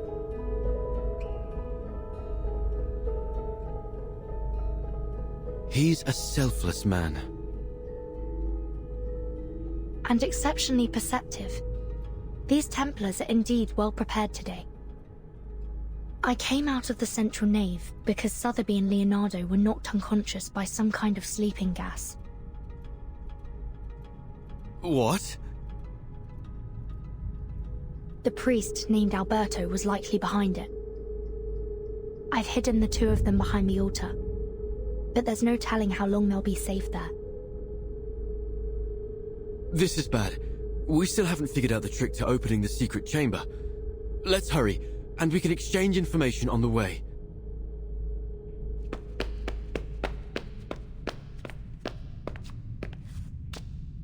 Optical filters. Uccello. Bird. Yes, that's all we've managed to uncover so far. What about your side? Any new clues?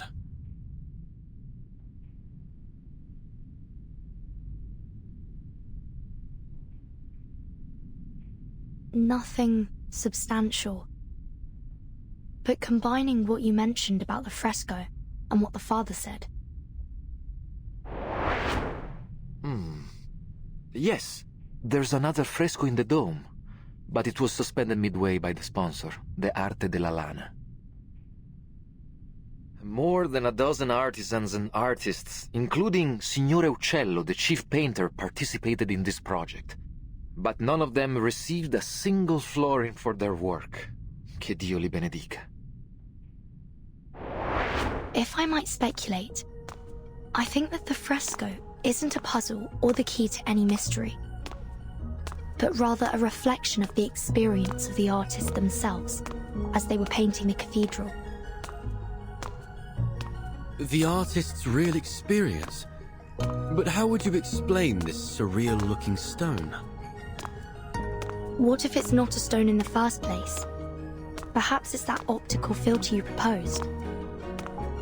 You mean that Uccello had an optical filter too? Oh, that's smart. Even in this era, an optical filter wouldn't be impossible to make. All you need is something that reflects the light properly. For example, a small piece of stained glass. Anyway, we just need to get to the secret chamber to confirm it for ourselves. We're almost there.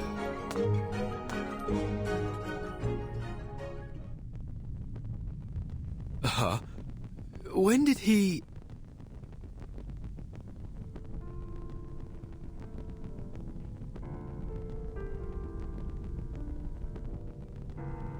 You seem surprised to see me here, Signore Golden Apple, and Signorina Apprentice?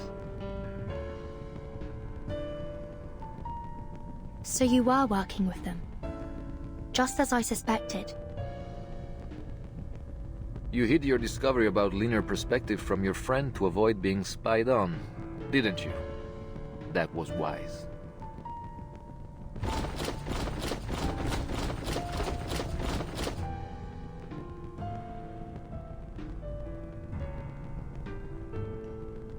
But it seems we weren't clever enough to see through your lies about emptying the cathedral. I never lied. What a baffling accusation. All I have done is call in my dear friends who had been exposed to the scorching sun, while you were sleeping on the job. I don't understand. You seem like a respectable man of the cloth. Why would you betray your faith to serve the Templars?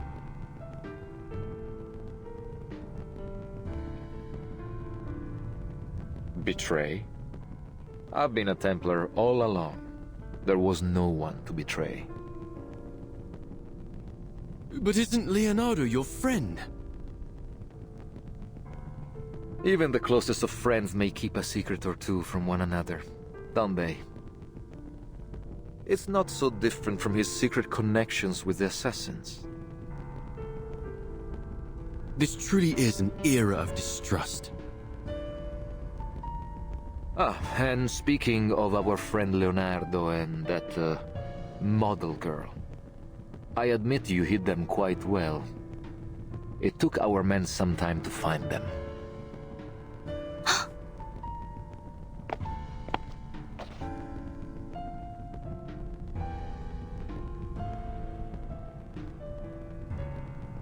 So beautiful. I've always liked the way the lime layers peel away. Like buried sins exposed to the light. Layer after layer stripped away. It's a kind of purification.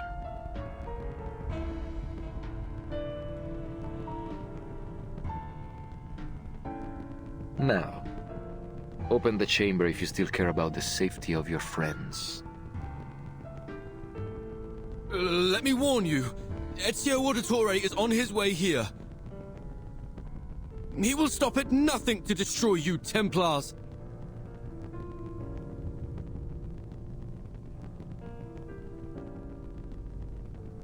Ezio, you say? I'm afraid I must be the one to tell you he's not coming back. What? What do you mean by that?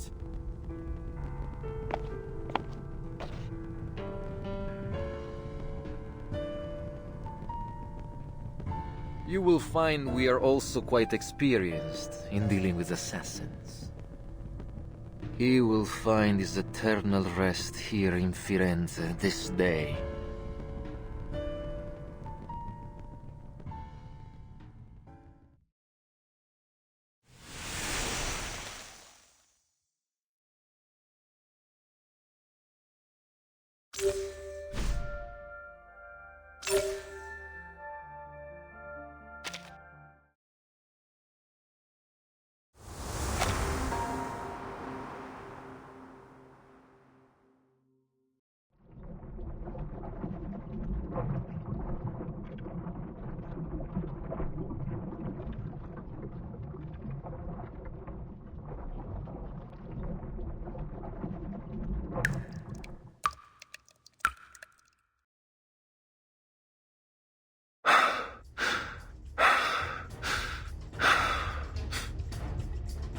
Get it up, assassin.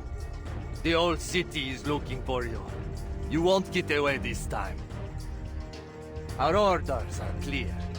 Secure the relics and the golden apple. And one equally important command from the Pope himself. Kill the assassin Ezio Auditore.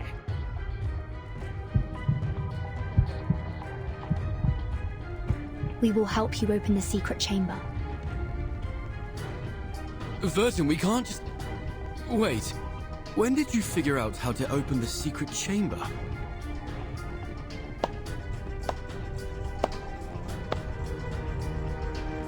Bene, bene. It's time you shared your little secret. Vertin. Everything will be all right. Now, let's pay attention to the fresco.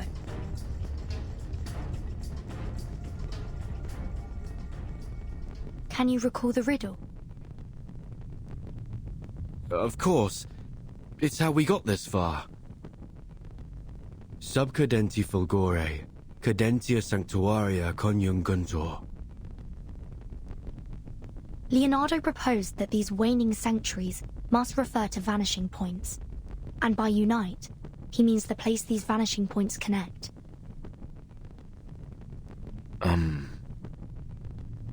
So we need to find where they are connected. What does the other half of the sentence mean then? Under the waning glow. Could it be that the optical filter, I suppose that's me, must be placed at their intersection at dusk? I believe so. Well done, my obedient lambs. You've cracked the puzzle quite nicely. Now what follows is just some tedious work from my side.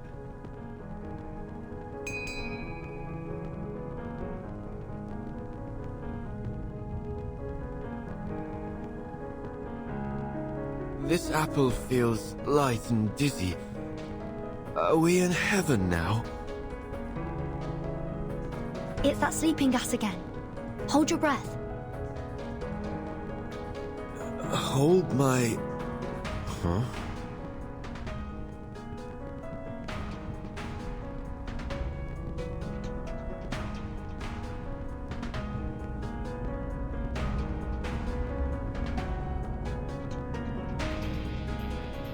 Ooh. As above, so below. As below, so above. Stolto, do you think I'd give you the chance to buy time for your friends?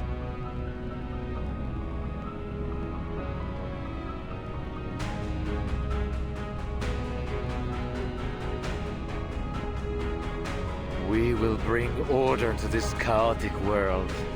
By straying from order, you invite your own doom.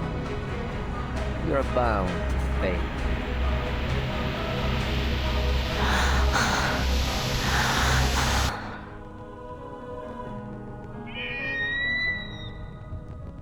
Huh?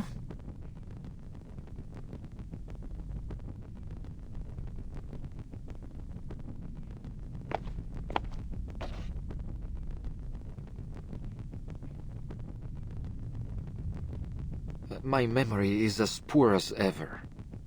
It's nearly dusk, and our assassin is most assuredly dead.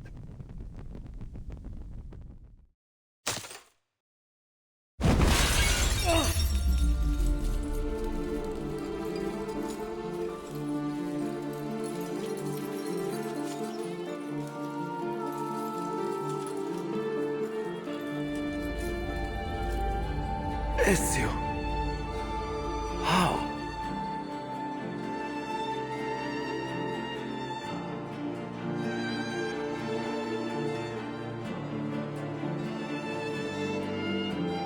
You claim to bring order, but all you do is seek control. Fortunately, neither the world nor its people will bow so easily. You can't see me. You can't see me. Don't fall for his tricks, Ezio. This world has fallen to sin. Only the Templars have the strength to put it in order.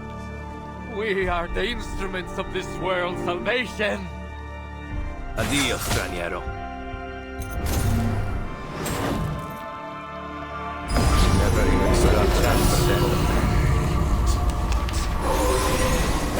Be careful, young man. We have gone so far astray from the light. Don't let your guard down. He likely still has something up his sleeve. They are led to destruction by their delusions, brought to catastrophe by their ignorance. They must perish. Be careful, young man.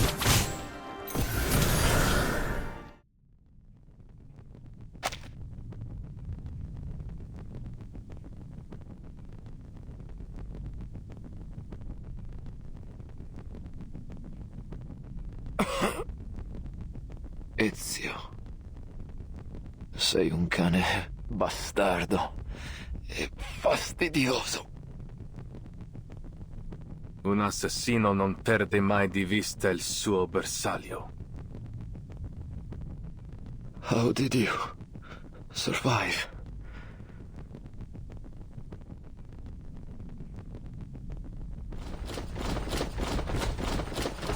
You're outnumbered, assassin. There's no way you can survive this. It's better that you kneel and accept your fate.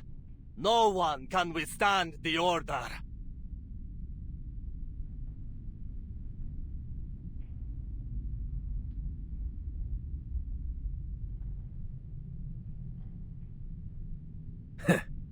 Outnumbered? Where did you get that idea?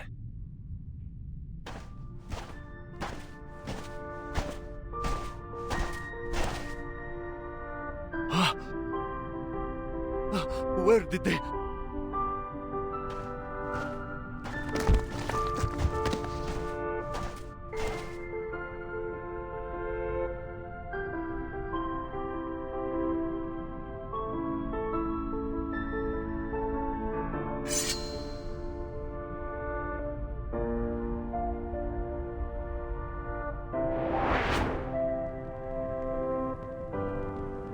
All those lowlifes you so readily dismissed. When I needed them, they came to our aid. Impossible.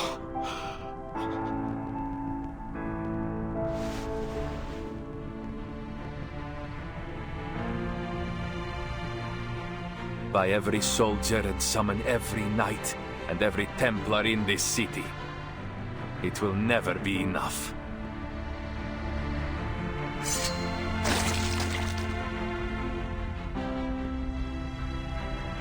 No. It can't end like this.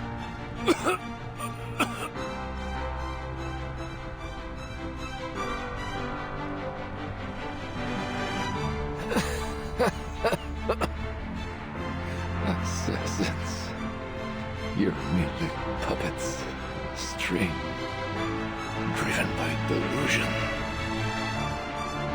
Each life you take brings you one step closer to the darkness. Così sia.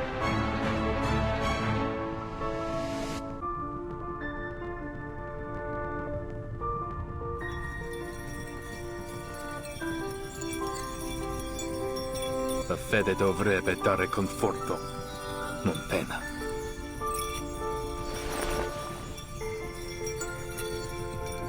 Requiescat in pace.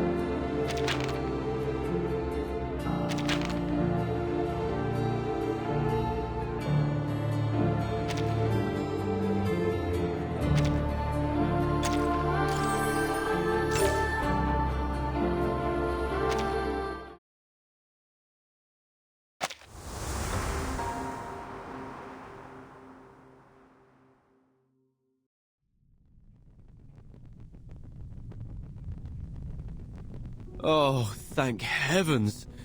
No more befuddling riddles and clouds of sleeping gas. I've never loved this world as much as I do now. You were quite clever to cooperate with Alberto to stall for time. But how did you know that Ezio was coming to save us? I didn't know. But I knew that irritating Alberto would risk the safety of Sotheby and Leonardo. Moreover, I think I may have actually figured out what the relics truly are.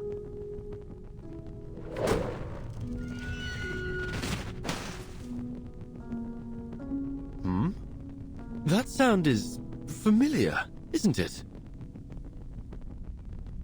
I'll take a look.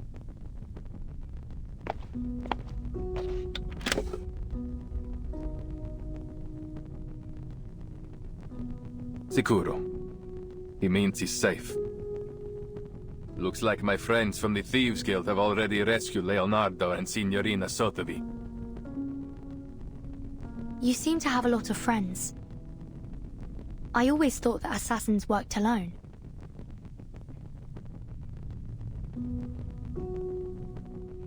Quite the opposite. True assassins are more than just killers. We are the manifestation of a belief. A belief in freedom, and the ability to fight for it. We do not hold to any authority but our own. We are free to follow our own path. And many share that belief. That's why we are never alone. Just like the artist that painted these. I imagine they must see each other as fellow believers in art.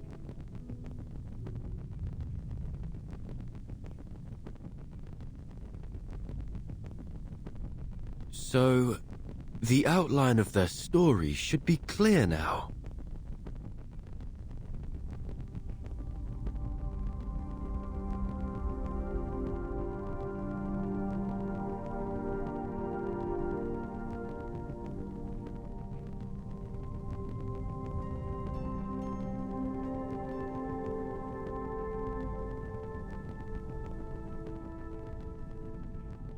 About 20 years ago, a group of painters led by Uccello started working on the fresco here.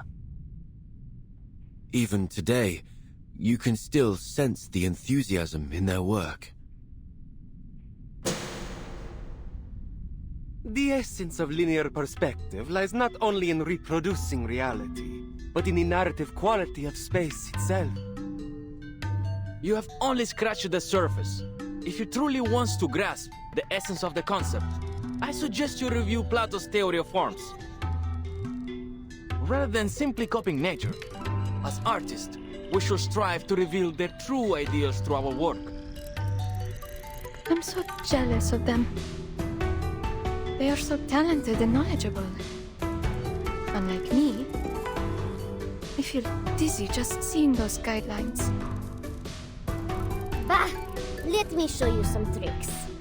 Better than mere linear perspective. Here, Uccello lifted a stained glass to showcase his wondrous optical phenomenon. Not again, Uccello! You can't keep altering our work with that strange pigment of yours! Oh, what a mess. And it goes against our patron's instructions. What if they find out about it? Look closely. The modified colors and lines do give the work a little more life. Fine, I admit it. You know what you're doing. He's right. I say we keep it. It's not like our patrons are ever smart enough to figure these things out anyway. It never occurred to me painting could be so liberating. Thank you for enlightening me. Huh? Of course. To paint is to find freedom. That is what it always has been. It was a time of joy and of meaningful creation. But it didn't last long. I'm sorry. We must suspend funding for now. There is simply no money to pay you. All at once, the painters and artisans were kicked out of the cathedral. Stripped of their right to finish their final painting, leaving no room for negotiation. No payments and no written records were left behind. But life had to go on. These painters and artisans scattered each one, doing what they could to earn their bread. But always returning to the unfinished fresco that tugged at their heartstrings. That night, I returned to the dome, but I never expected to find Uccello there as well. Then others came, one by one. Turns out, I wasn't the only one reluctant to leave our work behind. Again, Uccello lifted the stained glass and...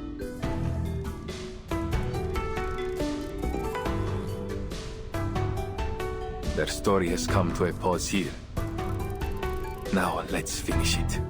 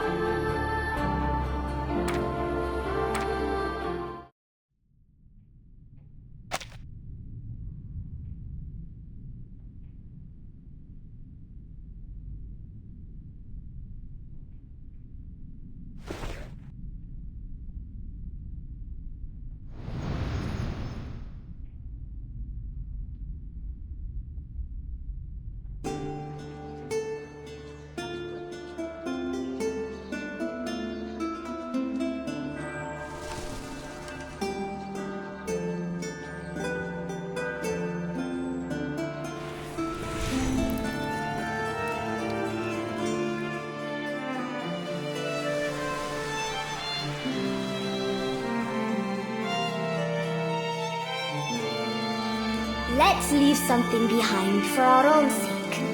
Birds with greyish feathers, bells that ring at dusk, or the Arno River running free. Let's do it with all that we have left. Our brushes and pigments. So that is what all of this is.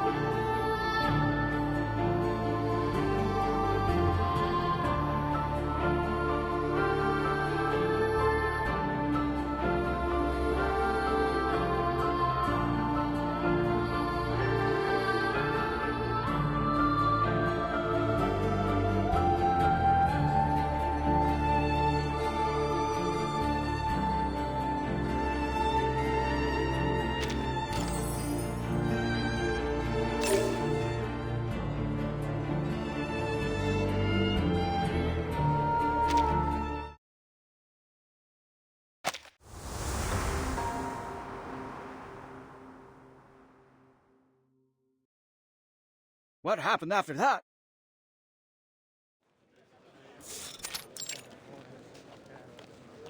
The treasure hunters must have opened the secret chamber and found the Compliner's relics, right? Well, there was no treasure inside. Just a few letters and a painter's address. That's it? What about all those symbols? Don't tell me you made it all up. Easy, easy. Allow me to continue. Long after the poor painters and artisans scattered to the wind, each of them received a special pigment from Uccello. They used it on other projects they worked on, leaving their signatures, these symbols behind to mark their work. And so concludes our Firenze fresco mystery. To celebrate this touching story, I've hired a team of talented artists to reproduce their paintings in a new book. And I gave it a wonderful title. La Primavera di Firenze.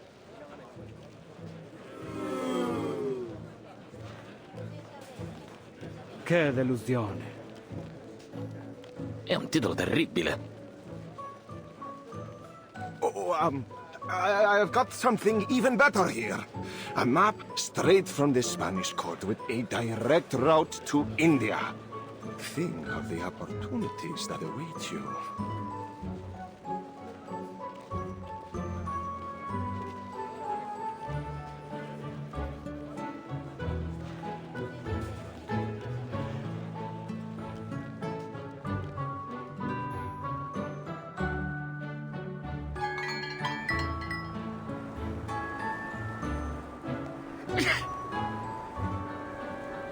I have a serious question.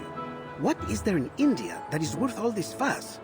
If Marco Polo is to be believed, not even there can one escape the troublesome rumors of merchants and courtiers.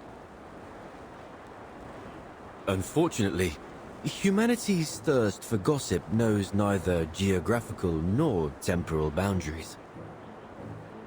But this apple still finds it so strange that all the rumors about these compliners turned out to be false, from top to bottom. Seems like, no matter the era, lies always travel faster than the truth. Well, I wouldn't say that. In fact, the rumors didn't really hold much weight until you arrived. Huh?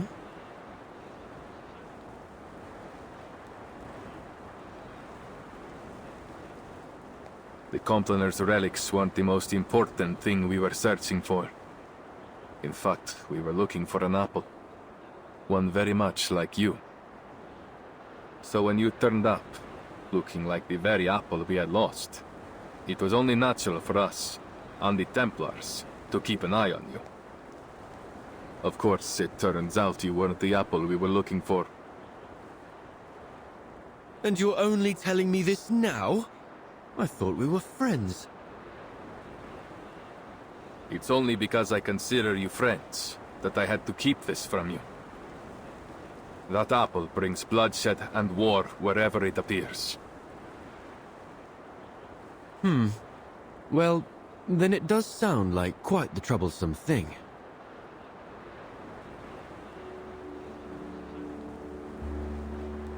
You caused quite a stir in Firenze yourself.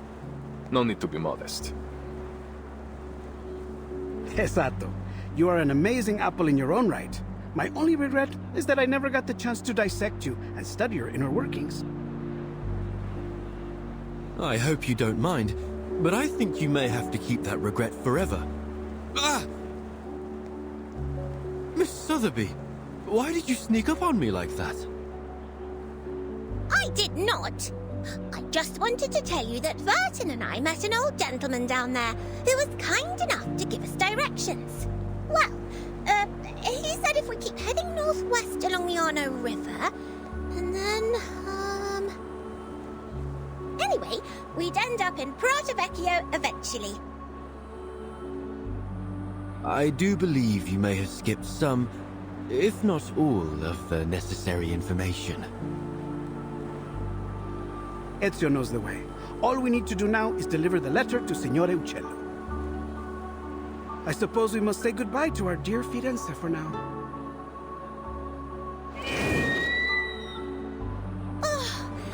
red is so vibrant, like an endless field of poppies.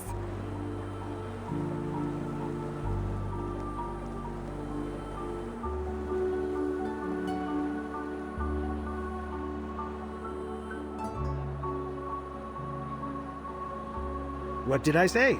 This place has the best view. It is positively gorgeous.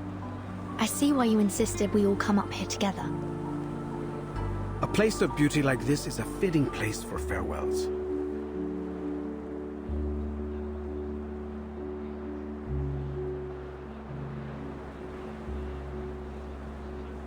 By the way, I had a discussion with some of my fellow painters. We discovered that Prato Vecchio is rich in a special mineral.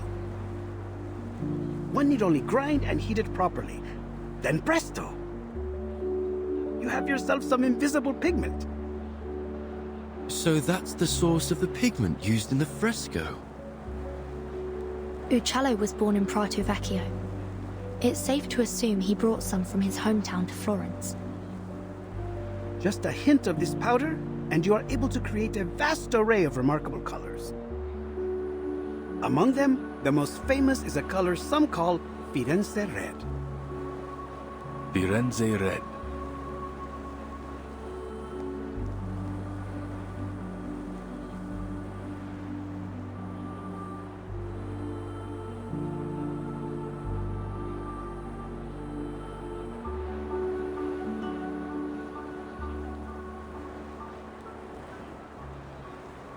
It's a good name.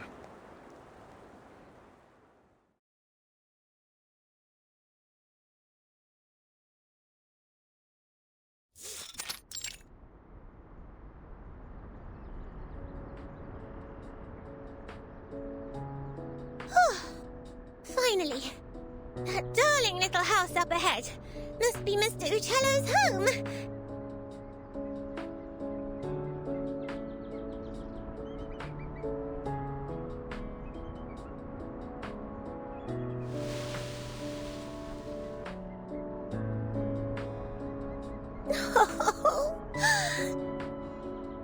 I just realized something. When he learns from us that his friend Bianca has been dead for years, he might be very sad. Signore Uccello, if he's even still alive, will be an old man by now. A man of his age grows familiar with death and farewells.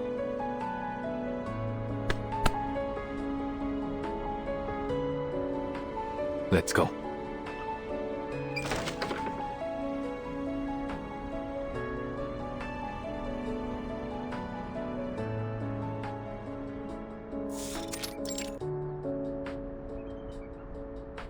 Oh, who are you? Where did you pop up from?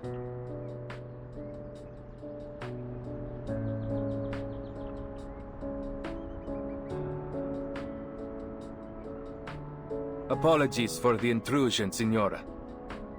My name is Ezio Auditore from Firenze. We're here looking for Paolo Uccello. We have a letter here addressed to him from one of his friends. Friends? I'm not sure my father would agree he had any friends. Is that so? Well, the letter is signed Bianca. Bianca? You should have said so earlier. Please, put the letter down. It's meant for me. The letter mentions a particular piece of stained glass and details of the fresco in the Florence Cathedral. We assumed it must have been meant for Mr. Uccello.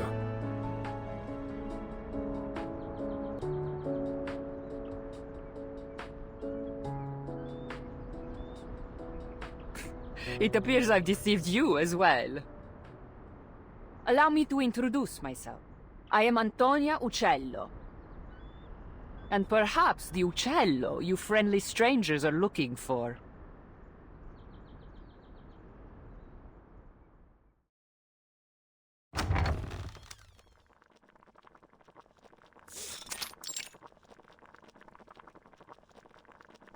I see. So Bianca has passed away too.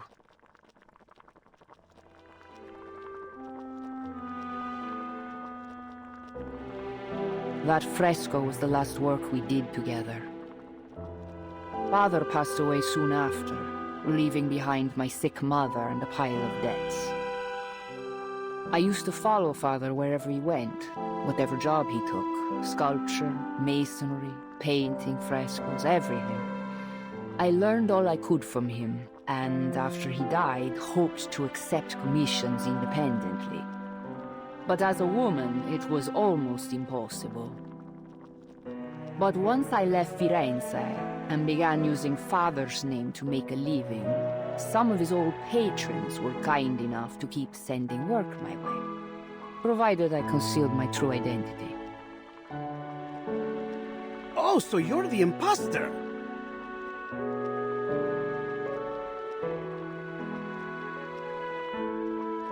I admit I tried to imitate Father's style in my earlier works, but I'm much more than just an imposter now. No. A painter's mind should be a mirror, capturing and reflecting the truth and beauty of nature. To simply copy the works of another? No, Signora. It seems you still have much to learn. Huh. Is that what you think? Well, I've heard it all before. Mine's as a mirror. Ridiculous. Let me tell you. A painter's mind should be like a sheet of transparent glass. It refracts and transforms the external world, then reconstructs its image inside the painter's brain, rather than simply copying the natural world around us. Oh, that is an intriguing theory. Odd, perhaps, but not without merit. You just wait here. I'll show you with one of my recent works.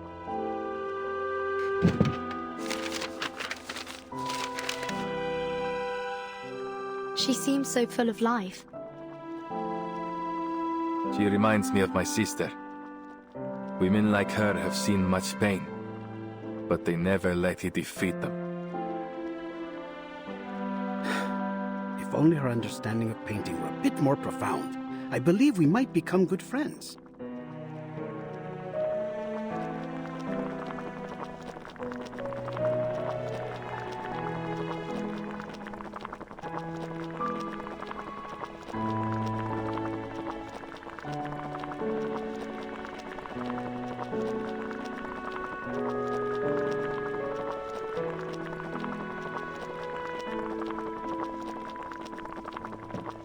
Perdonatemi, may I ask, what was your name again?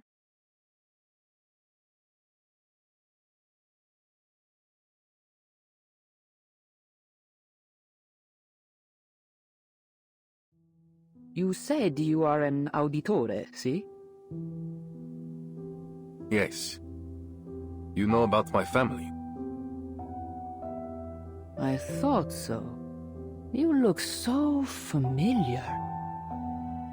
I'm sure you know your mother, Maria Auditore, funded my father for a time. Father conducted a lot of his research on perspective in lighting. He passed that knowledge on to me. I see. And you applied that knowledge to your frescoes, huh?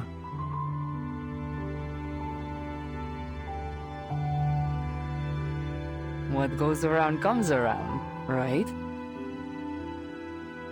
Architects, sponsors, painters, artisans, assassins, outsiders. Our identities may differ, but our actions are all deeply interconnected. This apple has never felt so moved by the warmth and power of community. I heard a lot about your family from Father. He was always very grateful to you. Mi dispiace. If Mother hadn't cut your funding, perhaps you wouldn't have had to.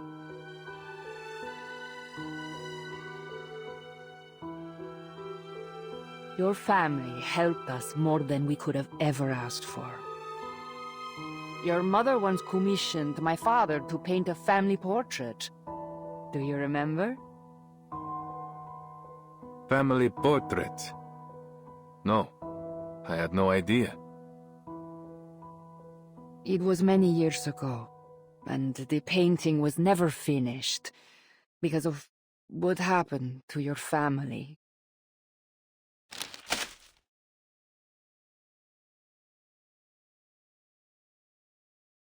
This is the only draft left, but I believe it should be returned to you.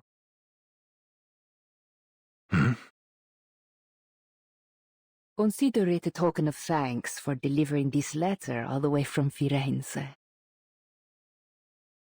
Grazie.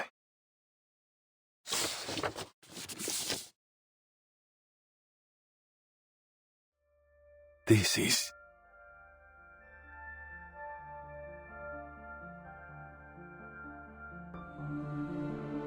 Padre, Madre, Federico, Claudia, Petruccio. This draft captures the younger version of you perfectly. I can vouch for that.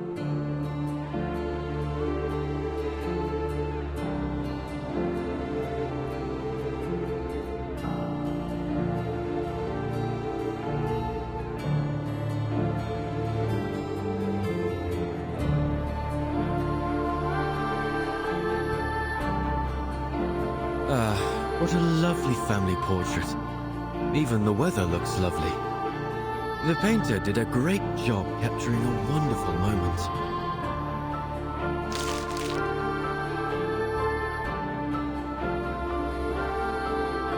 One of the sweetest of my life.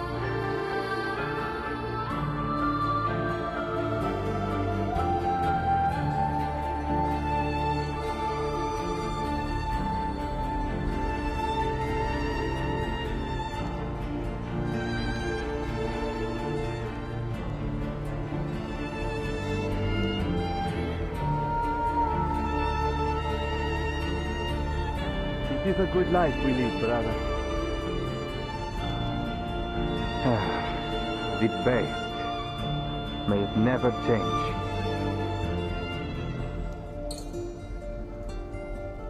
And may it never change us.